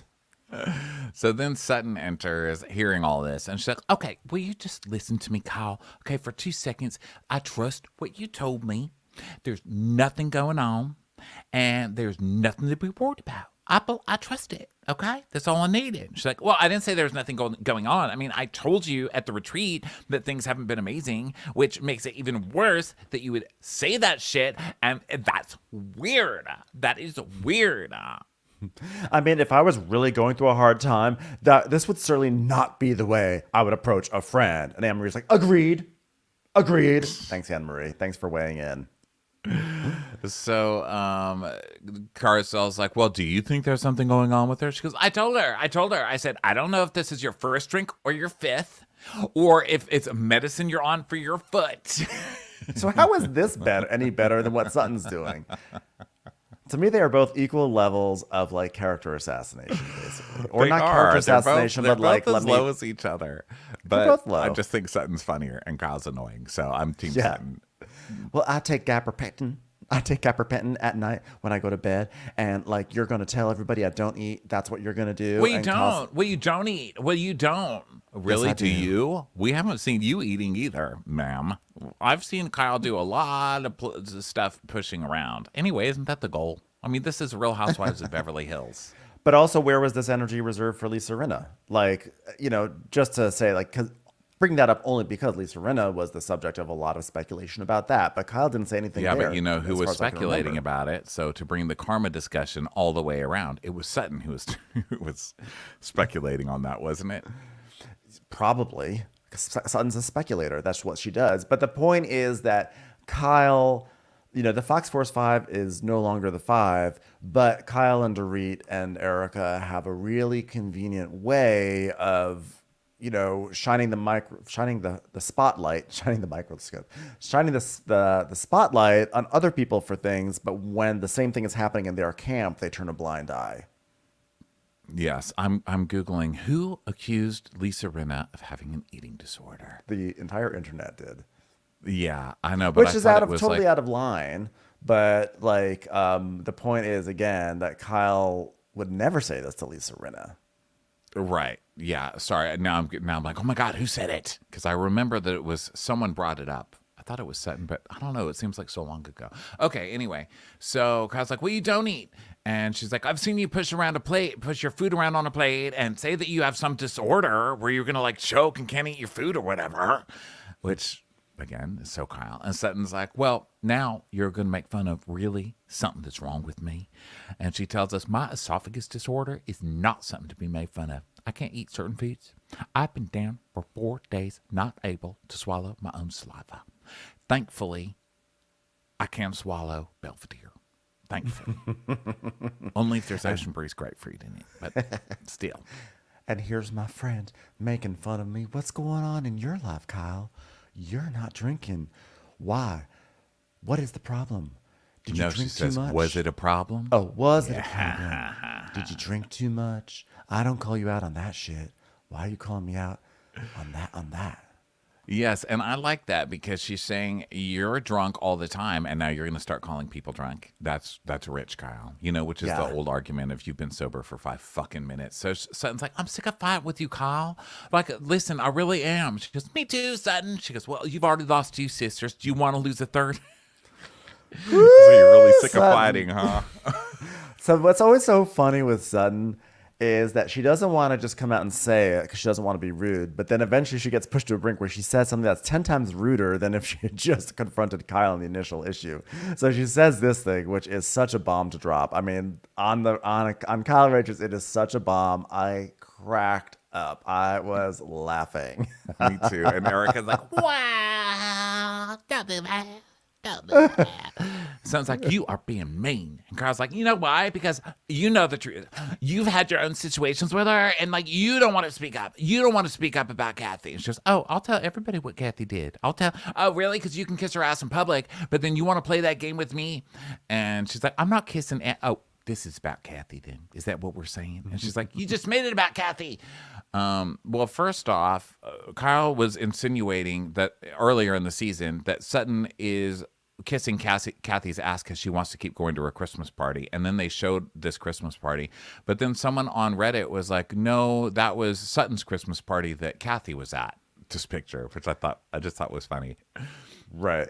By the way, Kyle is the queen of kissing important people's asses in public. Okay. So again, it's more projection from her. So Sutton's like, I'll tell everybody what happened. Okay. Kathy did not like that I did not stick up for her in the press. So she called me and she yelled at me. And I told Kyle, I see what you've experienced. I felt it firsthand, but I was not dumb enough to kick it out of my life. Okay. I'm getting that baked potato with the caviar on it. And Kyle's like, oh, yeah, but you were real quiet that day when we were all together last time, weren't you? Weren't you? And then she storms off, and we get a reunion flashback of Kyle like crying the whole time. And Kathy being like, Kyle, I don't want to talk about it, Kyle. Kyle, I don't want to talk about it. Kyle, stop. Stop, Kyle. I don't want to talk about it. But By the way, Kyle wasn't completely trying to use her weapons, Lisa Rinna and Erica, against Kathy that whole season too. exactly. And Kyle, I had an interesting thought here about Kyle. I don't remember what it was, so I'll just move on. But let's just say it was something about Kyle, hypocrisy, Kathy, baked potatoes. So something we haven't said yet. So that's it was something, a few weeks ago, actually, I think it was in the episode that we didn't recap because over Thanksgiving, Kyle was insisting to Sutton that Kyle's persnickety-ness with Sutton had nothing to do with Sutton's relationship with Kathy. But actually, I think we see here that it actually has a huge amount to do with that. And she feels probably very betrayed by Sutton, but probably jealous. I'm going to actually say she feels jealous of Sutton. And so that's why she is happy to, publicly accuse Sutton of having a drinking problem and an eating disorder. Oh my gosh, this show. This is exhausting, really. And I'm like, why are they still talking about this? You know why? Because we've made a 40-minute show. We're still talking about it. Like, it didn't really last as long on the show, but I'm like, what? How is this scene still going on? Because that's what we do. It's really fun. It's fun for us. This is so how Erica's we have like, fun. yeah, Erica's like, Some people in this group fear Kathy because she holds the access to something that they want. And she can lock you out of Beverly Hills or lock you out of parties or lock you out of social standing. But I don't care about that. I've always been the rogue. I've always been the lone wolf on the outside. I don't really care if I don't get invited to any of your Christmas parties. I'll just find another old man to sleep with and have my own Christmas party, okay? I don't care if I'm not on your list. It's like, We all know that Sutton likes a good old socialization situation. That's just the way it is. and there's that was the right awkwardness. use of- Sorry, what were we going to say? I'm not sure that's the right use of socialization, but go on. Socialization situation. She loves to be socialized. They're like, okay. Okay, let her out of the crate slowly. Out of the crate slowly. Well, she always said if she's going to be around humans, she wants to learn things from very rich humans. So we're in the kitchen still, and everyone's just staring at Sutton awkwardly, and she's like tapping the counter, and She does this Sutton thing where goes, she taps the counter and goes like this. She taps the counter and does like a arm swing, like, well, there we go. That's the scene, folks. because Kyle stormed out, and she's just sitting in the office like upset, and she's like, Okay, well, I think we can go now. Okay, guess we can go. So everybody starts leaving, and Erica goes to Kyle in the office, and she's like, I'm sorry. I'm your friend. I'm sorry. Anything I can do. Now, I don't think there's anything wrong with your marriage, Kyle. which is silly. Kyle literally said there was. And Kyle goes, but I said it's not great right now. Like, I don't know what to tell you guys. Oh, I forgot. This is called empathy, right? So, basically. Hey, how big are empathy. your shoes? Hi. Can I put them on? Can I put on your shoes right now? I'm supposed to do that. So Sutton's talking to Cynthia outside. She said, well, that was a buzzkill. And Cynthia's like, well, it was going good, and then it was going bad, and then it was kind of going good, and then it got bad again. Okay, enough about your time on the Real Housewives of Atlanta. We have to focus on this show. So they leave, and then Kyle goes to thank the ladies working at her house, and the lady's like, we love you so much. And she's like, aw. She's like, it hurts me to see you sad. And so Kyle's like, love you guys. Love you guys. Kyle walks out of the room, and they're like, cheater, bitch, puta. Ozempic lesbian. Early waker, up to jogger. So now we go to Dorit's house, where Phoenix and Jagger are sitting at the table, and Phoenix is holding a severed hand. But it turns out it's an Addams family set, whatever the hand is in the Addams family. I think it's called The Hand, right? The What do they Hand. call that? I love that show, by the way. It was such a great show. No, it's not called The Hand. That's not true. Let's look it up. Okay, I'll look it up, because otherwise I refuse to have a week of people messaging us about the fucking hand on Addams family. And the Addams Family, The Thing. It was Thing, not Thing. The Thing, just Thing. Yeah, I love that. Thing. I didn't remember the hand's name, but God, did I love that show. Okay, so we're at Dorit's hand, and Phoenix even has the bow in her head, and Dorit's like, Oh, that's literally her best friend / pit. Are you doing your best Wednesday right now? Are you? Do it. and Phoenix just slowly eats the chips and stares at her. That's the David Beador. That's the David Beador with a bow on, man. With a touch of PK. And Dorit's like, okay, slowly. Okay, don't be like your father. Slowly, my love, slowly. And where should your napkin go? And then she puts the napkin on her head. And then their teacher, Mrs. Lepp, is there. She goes, well, everyone's a comedian. Everyone is a comedian. Oh, this just in. The role of Wendy in Peter Pan Live is being played by Mrs. Lepp. Well, congratulations. I just can't bear to do it. I'm sorry to announce Dorit Kemsley will not be in attendance tonight, playing the role of Pie in the Face Lady in a show starring Boy George, who Dorit Kemsley knows. Mrs. Lepp. I thought I was here to teach Jagger about multiplication. Gotcha. What's 2 pies Consider times that 4 a dress pies? rehearsal. Everyone's a comedian. So then Erica is having lemons with Leia, who really has not been featured enough because she's amazing in this scene. So they have these humongous lemons because, when you have like a fruit tree and you see how fruit actually grows in the wild, it's insane. These are like as big as a baby head. As big as a baby. I just saw a baby today. It's as big as a baby. It's huge. So Erica's like, Oh, look, fancy. It's like we're at Whole Foods or something with a fresh lemon. Am I right? Michelleman. You want to make some lemonade? Because, when life gives you lemon, you should find something useful to do with it. And she said, how do you make lemonade? Leia's like, lemons and the S word. You mean sugar? Oh my God, I can't believe you could actually say that. I don't know. Look on the internet, lie. and she goes, are we going to have to go outside and sell it?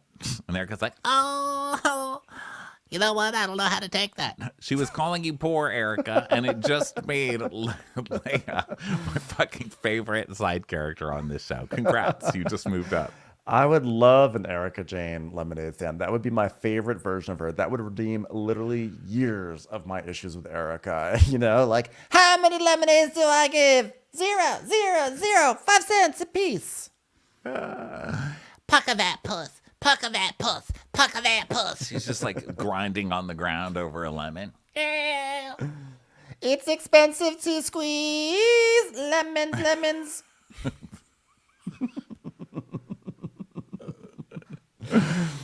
Okay, so then we go to Kyle leaving her house to jog and then coming back to jog and from jogging. So, I have a question. You're a dog person.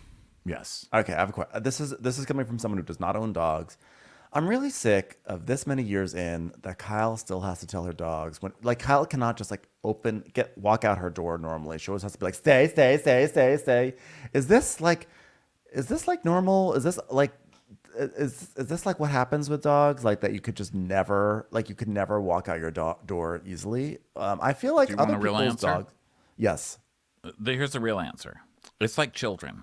Sorry to call everybody's dogs children, but you know it's true. They are. Or everyone's. If you children's have dogs. one, your dog will listen to you. Like Bueller's very, very good. He listens to me. He was trained really quickly. I mean, he has some things he doesn't like. He still barks too much, and like he's got his faults. Okay, but for the most part, he doesn't run outside. He listens to me. Now, if there's another dog around, he goes crazy and he doesn't give a fuck what I'm saying because he has a dog on his side, you know? And it's like kids. You know how there's single children and they're so well behaved in a restaurant and they're just sitting there like doing taxes on their iPad or whatever. But if there's a table with 2 or more children, it's like a fucking circus over there. And dogs are the same way. And Kyle just keeps trying to collect like reasons for people to give her attention. You know how people just get dogs sometimes because other people are like, oh my God, your dog's so cute or whatever. Yeah. I think Kyle does that. And she's a dog collector. And so they're monsters. They're not going to listen to anybody. So I don't even know if I could blame Kyle for this. Multiples That's are actually very what I wanted difficult. to know. That's what I wanted to know. Is this a Kyle blameworthy moment? Because it makes me uncomfortable when there's even 3 milliseconds of time on the show where I can't blame Kyle for something. But that being said, though, her dogs have been always wild and untrained. Like she has some of the worst, like cute. Her dogs are so cute. I love a German Shepherd, but they're also fully untrained. Like what was that? What's her dog's name? Is it like Butter or Jellyfish or something like that? Who just was like climbing Buttercup? Remember the one that was pay like attention to her grabbing. dogs. Her dogs are just out of control, and it makes me mad that you're that wealthy, but you can't train your dogs. Yeah, you know, it's rough. Dogs don't care how much money you have. Dogs they only don't care. care. Yeah, They're animals. They're little animals. Yeah. Now you can train multiple dogs well, but yeah, she doesn't do it. So we go to Annmarie's house and Kyle comes over and it's another one of these farmhouse things. And I live in one of those and I'm sick of it. Is anybody else just sick of it? I'm over it. I actually really like them, and I'm not over them. I really enjoy the modern. I'm tired of it. Farmhouse. I think have it's modern over. farmhouse envy. So I have one and I love it. I do love it. But I've been looking at places to be closer in Austin. Like, you know, I'm just so far away. And they're tearing down all the little houses and they're building up these farmhouses and they're all exactly the same. And I think we all live, like probably 80% of us live in one of these now. And I'm one of them. And I think it's time to change. I'm officially saying it right now. Farmhouse is over. Okay, Chip and Joanna? So go suck a dick, both of you. Thank you for saying it. Actually, I think I would love to live in a ranch house someday. I think I would really, really like A real one I would love. But the modern farmhouse look where it's just every cabinet is blue, every floor is white oak, every countertop is that fake marble quartz or whatever. That's my house. I'm dissing my own house, okay? But it's over. It's time to go. You know what? You know what I really like? I like wood paneling, like the proper wood paneling from the 70s that everyone turns their nose up at. They're disgusted by it. I literally find it so cozy and cute. And I guess it's a nostalgia You're good. thing. You're on trend. No, you're on trend. That's back. And that is Austin proper. That is the style of house. They keep that style of the old houses. Like a lot of them remodel into this farmhouse thing, but the other ones are that. It's like wood. I like that. It's cozy. It's like the 80s, but without being like tacky like the 80s. And I was like that before. See, I didn't even know that this was a trend. I thought I was being off trend. I like that. I think that's adorable for like a family room. And I would like to have a ranch home that has a wood paneled like TV den area or something like that. Or maybe that could be a game room for me for my board games, you know? Let's do it. I'm Let's do it. behind you. Crappen's honey. Let's do Ranch. it. Okay. Okay. We'll have Yeah. different wings and we'll come together in the center to podcast. Yeah, I would love that. I'm in. Yeah. Okay, And then so Dom would play Anne-Marie's with house, Bueller hate it. Yeah. Don would what? Play with Bueller while we were recording. Bueller's finally like trained to do a jeté, like a proper jeté.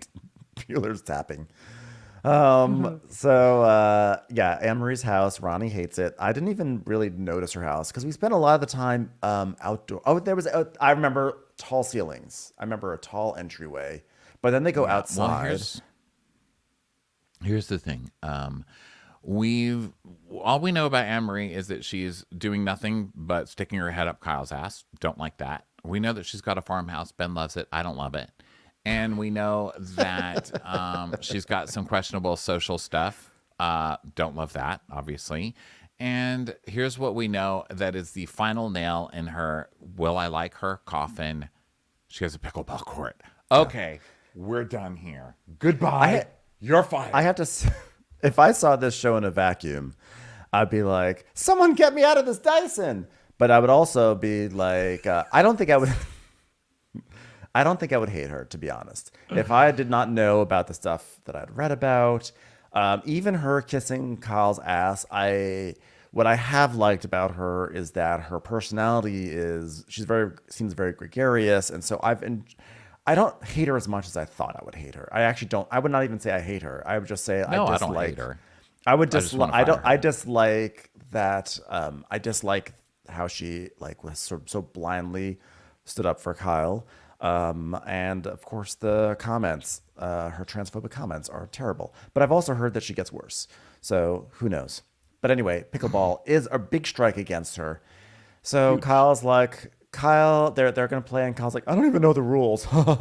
And so they just start heading around. So we have another montage of terrible tennis/pickleball on Bravo. It's a tradition that goes all the way back to 2007. It wears me out.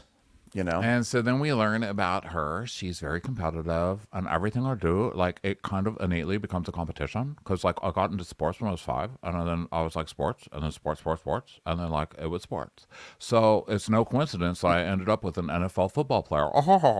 So then we see a shot of Marcellus and her cute little kids, and then after pickleball, oh, sorry, go ahead.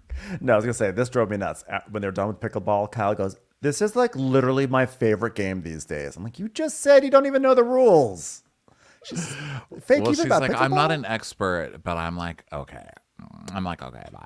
So now we do what we're really here to do, which is talk shit. So Kyle's like, okay, let me preface this because that was your first encounter with all of us. But I love Sutton. I love drunk people. I really do. And I don't know why she's coming for my marriage in that way and doing that to me. But are you going to ask me about my marriage? Because, I'm dating a celebrity. So possibly. I don't know. I'm hinting at it. Can you tell? Have you heard about it? Well, when we were having dinner and she didn't want to actually say what it was, she was really just talking in circles around the issue. What? And Kyle goes, yeah, she wanted to throw it out there, but she didn't want to go all the way with it.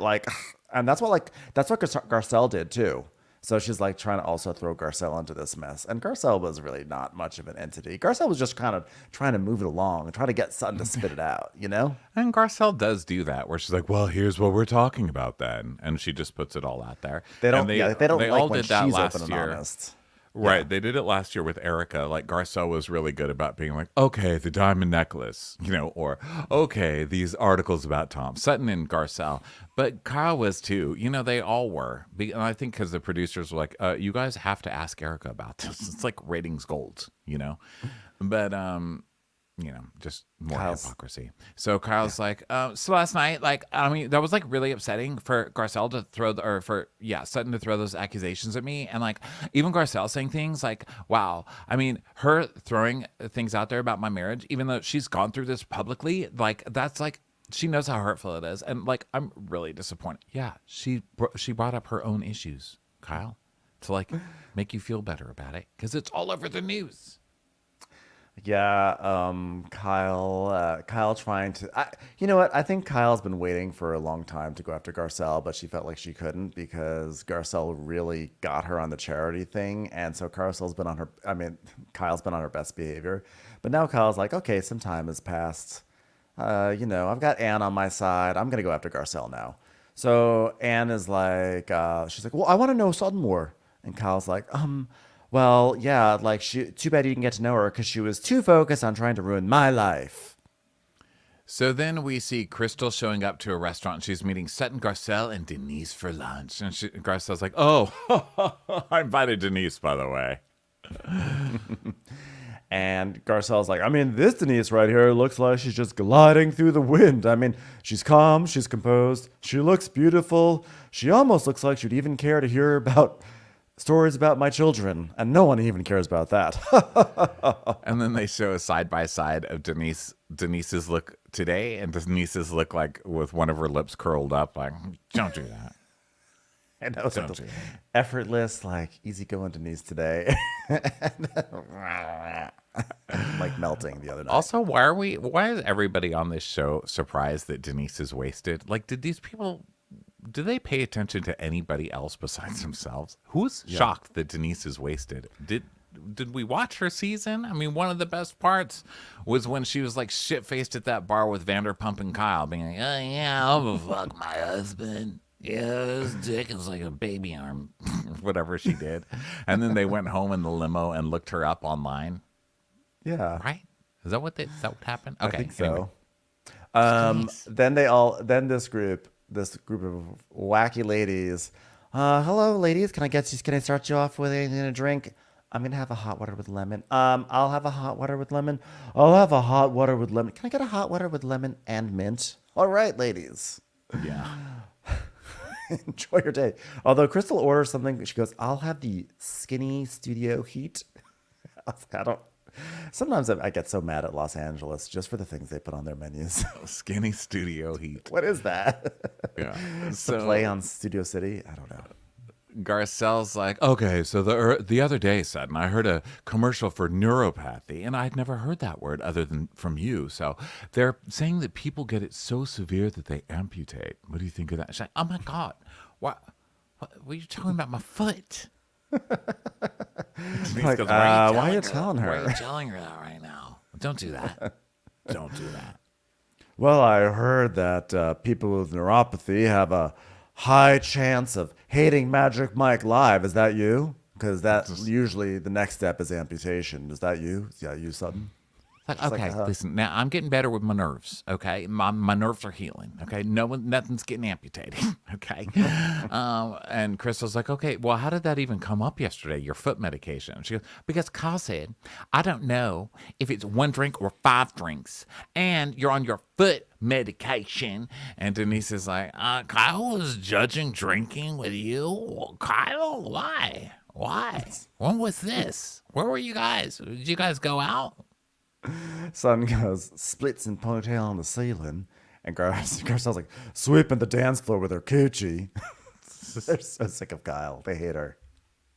And Crystal's like, well, why do you think Kyle pointed at you and not Erica then? And she's like, I do. Look, I'm going to say we're friends, but throwing her sisters into that argument was not great. And Sutton's like, that was a low blow. I did it.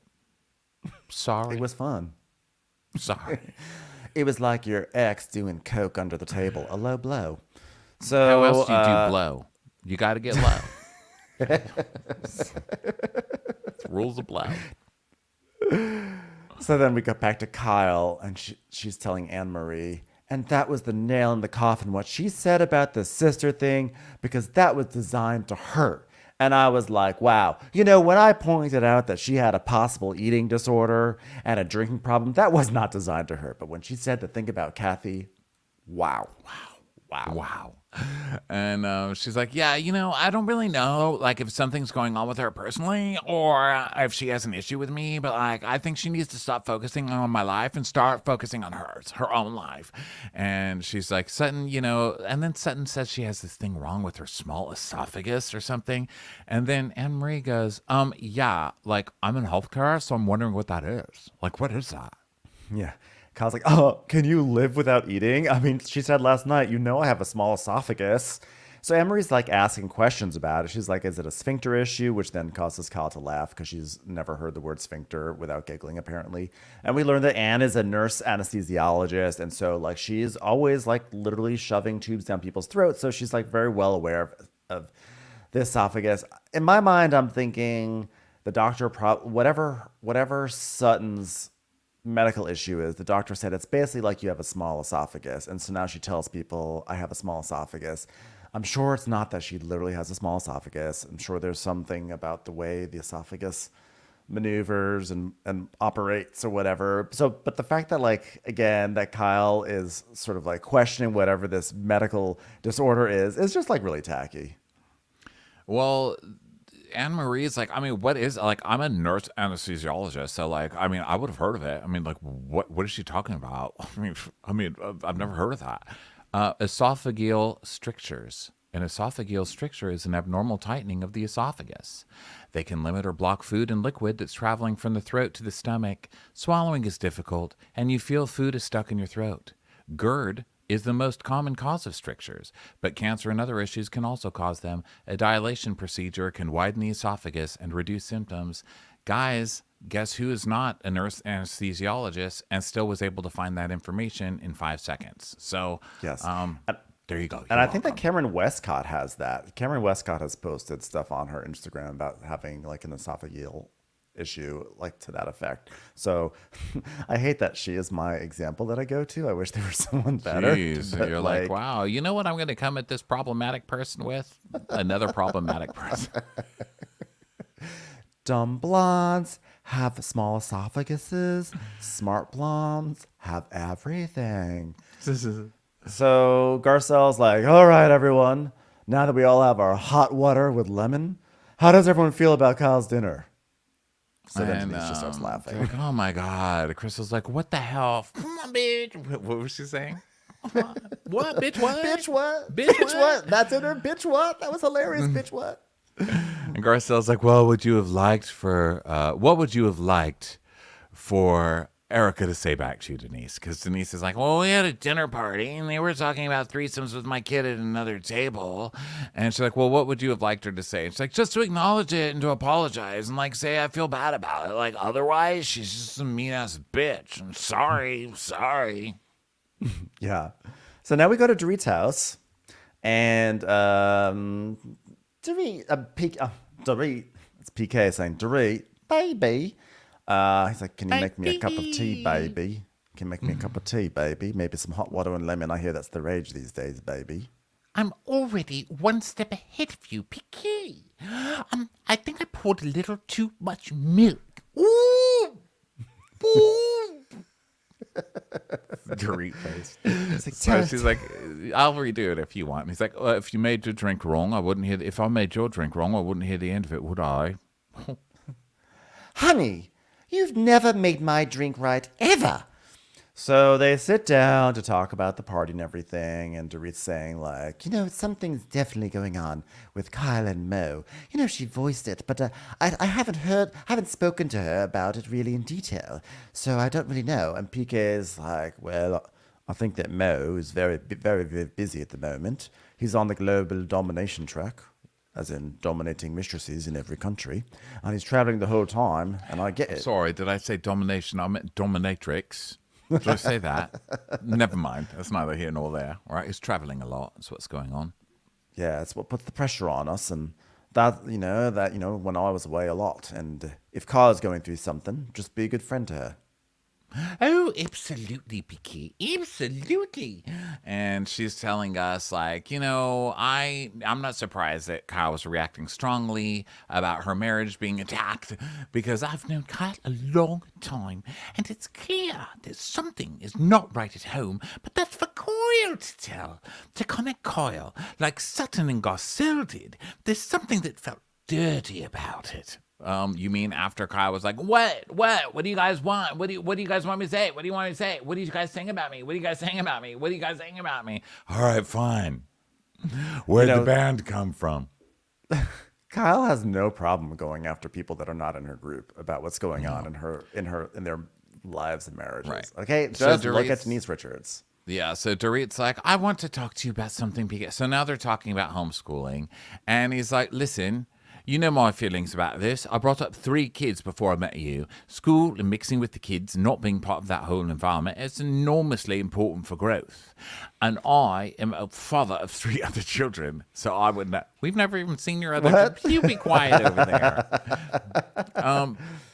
now we're into this whole thing. I don't know. I'm not a parent, so I feel like it's not my right to say like what's important. I mean, I was traumatized by school, but I guess it would teach you to socialize. I don't know. Babe, let me put it this way. How are kids going to get 4 different accents if they just stay at home? Okay? They need to be around other people, babe. Let's put them back in school, babe. Yeah, I mean, listen, I think homeschooling is great. A lot of people do it. I think I don't know what the standards are for that. Like if you test the kids, like how do you know that everybody's doing well? I will say this, general advice. I don't think you want Dorit to be your child's only influence. There. I feel like I think that in general was like I feel like for social influences we need more than PK and Dorit, because then we see like a flashback to class and Mrs. Lepp says, "Okay, kids, covers tell you a lot about a book." And then Jagger goes, "Covers are probably the most important part of the book." Like, interesting lessons. I mean, the sort of lessons you expect on Real Housewives of Beverly Hills, quite frankly. But yeah, maybe we should look into school. That is such a Dorit lesson. The only thing that matters is the cover. You can judge a book that way. So you know how books are judged by their cover. And basically he's like, we need to put them in school. Our kids are getting a little weird. We got to put them in school. And she's like, but they don't want to go to school. He's like, that's nice, baby, but it's not really consideration, right, with the parents. So no. But basically what it really comes down to is the PTSD that she has. And she has a lot of fear inside, and she's very scared of being away from her children right now. And she probably already was like that a little bit, but now it's even worse. And he's basically saying, here's the thing that I'm sorry. She has PTSD and she doesn't want the kids to go to school because of the PTSD. And they have a homeschool in this specific room, but where the burglars broke in to the house was through that room. Like they literally crashed into that schoolroom and broke into their house when they. And I'm not laughing because that's funny. I'm just like, that's your PTSD is literally the classroom they're showing right now. Like all the pictures on TMZ from the helicopters and stuff are from above, and that is the sliding glass door that they broke into. So, wow. Get it. Well, That's either like a way, traumatic thing. he's kind of like, look, I'm not going to steer you down the wrong direction, but you're starting to say things like, Jagger, when you go away to college, I'm going to live on campus and you can't marry other people and everything. He's like, we need to create some separation here. Okay. We're sending the kids to school. So then he's like, I mean, this is coming for your need for the kids to be close to you. Like, I get that, but you have to like at least own that element of the conversation, because, you know, he did recently tell her like, I just don't really get this PTSD thing. I mean, what's that? That's ridiculous, really. Post-traumatic what? I mean, come on. But I do have a treat for you. We do have a new teacher for our kids. Ladies and gentlemen, Berlin. 2 + 2 is 5.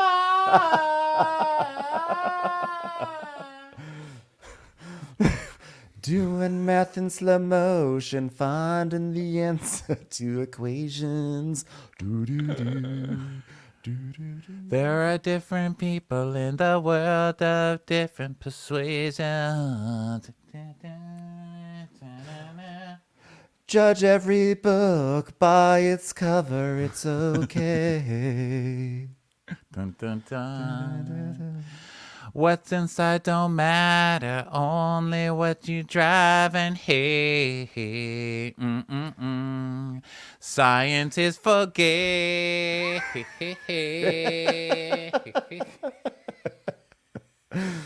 Learning a lot of lessons. Science is for days. I was not here I thought they were in humanities talking about literature, but listen, it's homeschool. You got to teach every subject. You got to get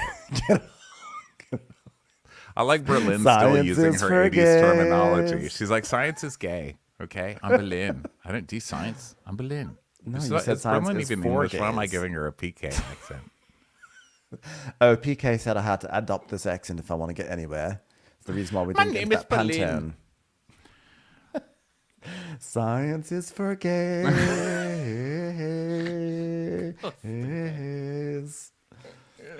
It's a great thing. By the way, what a great thing to be for gays. I know, right? Yes. Like if gays anyone's and our offended, Bunsen burners. it's a wonderful thing. It's a wonderful love it. thing for it to be for us. An hour and 48 minutes into this, now we're worried if somebody's offended. Too late, Ben. Too fucking late. Speaking of which, we go to a laboratory, a.k.a. Rocco's and WeHo. Science is for gays. Erica meets up with Mikey at Rocco's, and she's like, Wow, this place must get poppin'. I guess you telling me, Erica. Not Papa's, Mikey. Jesus Christ, there's cameras here right now. Come on, Mikey. The last time I was here was for a Christmas show, which made me think of all the Christmas shows we used to do together. Remember all those times? Yeah, remember a very slutty Christmas and a very skanky Christmas, and Mrs. Claus is a horny bitch Christmas. Oh, yeah, great times. So yeah, they're talking about how, Oh my God, you know what I miss? The art of performing. I'm a showman. I just need to be out here. God, I remember this dick sucking boy I used to be. It's time to turn the page and come back here and give him a real show, Mikey. and so they're like, where can we possibly find a show? You know what we need to get you? A residency. Where would we do that? God, I No, hope you- there's no, you someone need a who looks like house. Rush Limbaugh around here. Like a charm with my wife. no, when we say residency, we need to get you a proper home. So Tom thought in one of those, and I was singing it plenty. You know, they love patting the puss in that thing. I'll tell you that. I love when she starts talking about like how I've missed the connection you have with the audience, the exchange of energy. and they cut to Kyle whipping her ponytail around at the club. No, but honestly, there's nothing quite like singing the 2 of the 3 notes of your song and watching 2 gay guys snorting coke off of each other's dicks right beneath you. What an exchange of energy you got. Just listening to her talk about it is like, you know, I think she just learns this stuff from like inside the actor's studio or whatever, which is like, Oh, wow, what an exchange of energy that you have with the audience. It's a conversation you have with the audience. and then whenever they show a clip of Erica performing, she's like, Pat the puss, get your puss and pat it. Now my pussy's on fire. just drops the mic and like walks off the stage. The only time I'm truly present in life is when I'm on stage. And the producer's like, that's the only time is when you're on stage, like not like now when you're on a TV show where you're supposed to be present. She goes, Yeah. Oh, and sex. But the good sex, not the Tom sex. So Mike is like, oh my God, we're getting back to the Erica Jane project. Yes, a pretty mess project. So they're talking about how they're going to go find a residency in Vegas for her. And she's like, I've always loved Vegas. When I was in the 5th grade, I was like, what is this? A magical place open 24 hours a day? Showgirls, costumes, money. And then I got there.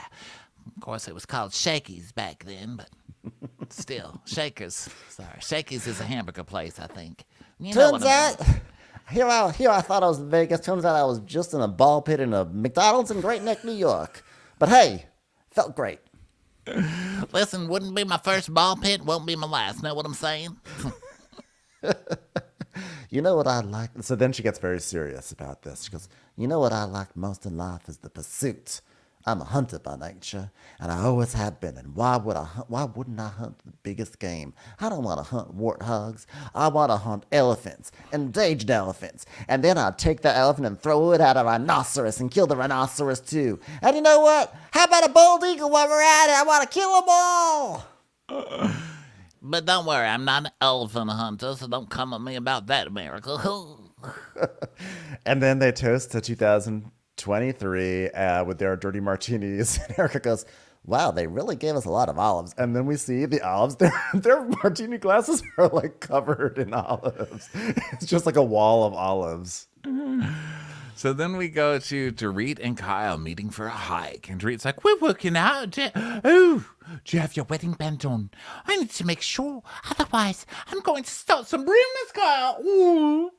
And then now Kyle's like super chill with it. He's like, oh my God, it's so stupid. Like, how crazy was the other night? Am I right? Like, it was so ridiculous, right? And she's like, insane. I mean, she was like saying she saw a ring she'd never seen before. Like, you know how many pieces of jewelry I have that she hasn't even seen? I'm like incredibly rich. I have so much jewelry that I could literally be robbed because of a terrible security system that Teddy's husband put in and still have more jewelry not to show. I mean, it is ridiculous. It's not about the jewelry. It's on your you took off the wedding band to replace something and you put it on the wedding finger, Kyle. Yeah, so Kyle's still going on about what a low blow it is. And then we hear Kim Richards coming out. She's saying, I hear the word low blow, Kyle. Hey, Kyle. Hey, Kyle. Hey, Dorit. What's going on? I know a thing or two about low blow, okay?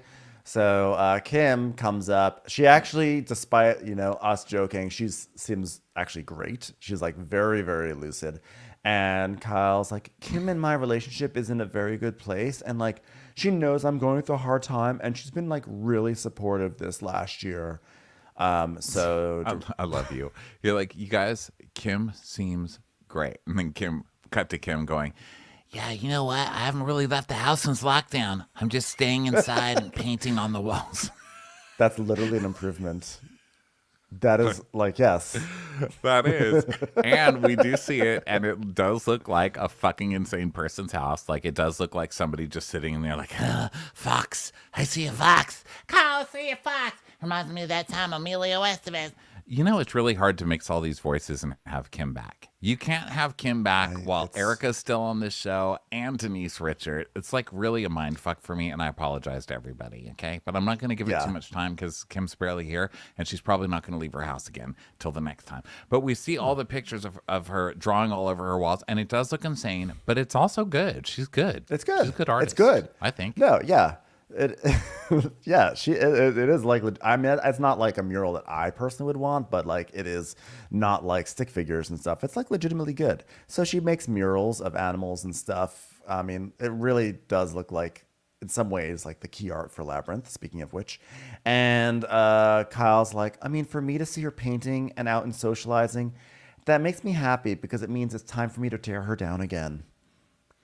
Yes. And also, someone just made a comment about how Kyle doesn't have a relationship with her sister. So, of course, the very next scene, Kyle's trotting out her sister, Right. And she's always not talking to one of them, though. So she's got to trot this one out to make the other one feel bad, So Kim, yeah, so she's they're like, so well, fucked up, this family. Oh, my gosh. they are totally fucked up. Well, I told Kathy, I said, tell Paris if she wants anything on the walls for Phoenix. I am down to do that. Both Phoenix the child and Phoenix Dorit's child, and just the city of Phoenix. I'll just paint on walls there. I love the desert. You should see what I've done with the Phoenix airport. Pretty good stuff there. So then Kyle's like, oh, so have you seen the baby yet, Phoenix? Have you seen the baby? Which is like her way of saying like, I haven't seen the baby. Someone just told me, Paris and Kathy have been in the news a lot recently, but I have actually not read any of the headlines. They keep popping up. I know that the Simple Life anniversary was recently, but they have their show, Paris in Love. It's on season 2 and it's on Netflix. So that's why I think they're in the news. But all is the it time. true? So is what I heard that like Paris surprised the family with the baby? Like, guess what? I have a baby. Yeah, I saw the clip of it Phoenix? the other day. So yeah, so basically it was on their show where Kathy's like, a baby, and Paris is like, Yeah, like, I didn't want to, like, surprise you. I mean, I didn't want to, like, tell you because, like, it just, like, becomes a big thing. So, hope you understand your grandma. so Kyle's like, oh my God, I still can't believe I found it from Instagram that she had a baby. Like, that's how mean they are to me. I mean, that's like literally how everybody found out. So Yeah, it sounds like that's how Kathy found out pretty much, like one step removed. And it's So so then- Paris, Paris would just be like, But that is how I communicate with you. So, Yeah, that's actually like Paris communicating over Instagram is like the most personal that she could be. So Kyle I had a is. baby. He's hot. We see like a month earlier. This is actually, it was interesting because in the very first episode of the season, when Kyle sits down with Mauricio and is like, I got 5 tattoos. I'm waiting to tell you something. And then she never tells him anything. And we're like, why did she tell him anything? It actually looks like this is what she was telling him because they're wearing the same clothes. And Kyle tells Mauricio, like, I can't believe I found out from Instagram that she had a baby. And Mauricio just starts laughing. He's like, and then he starts to realize, like, oh, wait, I shouldn't be laughing. So he goes, yeah, that's a little weird. Yeah, that's weird. I was laughing at something else totally, not at you. So then we see a clip of Kyle talking to her daughters, being like, "You guys should like go visit because like I don't want like you guys not to have a relationship because of us because like that's not great. Like you guys shouldn't get involved in our stuff." Which is her way of saying, like, if you go visit them without me, you're dead to me, by the way. We all know. So, of course, the daughters are like, no. Yeah, they're like, no, Mom, we wouldn't do that. So Kyle's telling us that, Kathy and her nieces are a package deal. So if Kathy and Kyle are arguing, instead of it being just between us, all of a sudden it's like she's cut off from everybody. And that's the hardest part for her. Okay, but also they saw on TV how you were treating Kathy. So yeah. they also saw you literally trying to take her down on TV, Kyle. So and that's not to say Kathy's a perfect little saint either. I'm not saying that, but Kyle did really try to bring her ass down and then act like the victim. In my view, Kyle was not being a good sister publicly. At least publicly. Kathy was probably being wretched privately, but Kyle was publicly being a bad sister. Right. And I also like when when Kyle says that being cut off from everyone, aka Paris and Nikki and whatever babies are around their ankles, Kyle's like, that hurts me more than anything. It's like, okay, so being cut off from arguably the most popular or most famous members of your family is what hurts the most. Got it. Yeah. So then Kim and Kyle are, Dorit's taking pictures of them while they hug. And she's like, oh my God, I love the relationship between you girls. And they're like, yeah, Kim's like, life is too short to fight. It's just not worth it, Kyle. Like, it bothers me, Kyle. It was good, like, don't fight. So they hug and she's like, you guys can fix this. And Kyle's like, oh my God, like, I don't even know how we got here. I have no idea. Well, your season is on Peacock. So I suggest you ask for some kind of code from NBC Uni and watch that. Yeah, follow Denise's advice and maybe watch the show. So she's like, I don't even know. Like, I was having a good time with her and like, I only had good intentions wanting her to be in the group. I'm like, really? Because you didn't really defend your sister when Rinna came super hard for her, super hard the way that you are now complaining that Sutton's coming for you. And so Kim's like, listen, well, okay, I'll put it this way. Like, both of you could have done something a little different, mainly you. But in the moment, like, you didn't see that. And, so I don't think either one was wrong or not wrong. Maybe one of you was more wrong. Maybe it was you. I don't know. But we all could make different decisions. Specifically, you can make better decisions. And everything is a lesson, Just knows that, like, me and Kathy never fight. It's just me and you. So just putting that out there. Ow, Kim. Sorry, I just wanted to draw on your face. It's hot and oil, man. So Kyle's like, when I think about all the time we're losing with babies coming into the family and very famous members of our family not hanging out with other members of our family, like we would normally be all together during these times, just laughing about, I don't know, hit movies like Halloween. And to be close with all these kids, like we were with our kids, like when our kids were growing up, it just makes me sad. It makes me sad that I can't take photos with Paris right now. Yeah. All right. Well, that brings us to the end of Real Housewives of Beverly Hills. It's a long one, but guess what? It wasn't 5 hours, and it could have been. So you're welcome. You're welcome for our brevity because we can go on. But we are going to go recap Real Housewives of Miami now, which is next on our docket. And we hope that you guys join us for that because you know what? We love you. And also, don't forget that Crappy Hour is Monday night for the final one of the season. I don't know what date that is. I was trying to do the math. I'm looking at the date on my computer right now and trying to do the math. And guess what? I can't do it. It's Monday the 11th. December 11th, everyone. 11th. Ooh, it's 12/11. So, wait, 12 plus 11 is 23. And it's the year 2023. So it's 12/11/23. It's a very special day. Yeah, it's a big, big day in the history of humanity. So, everyone, thank you so much for listening, and we will catch you on the next episode. Bye, everyone. Don't do that. Don't do that. Don't do that.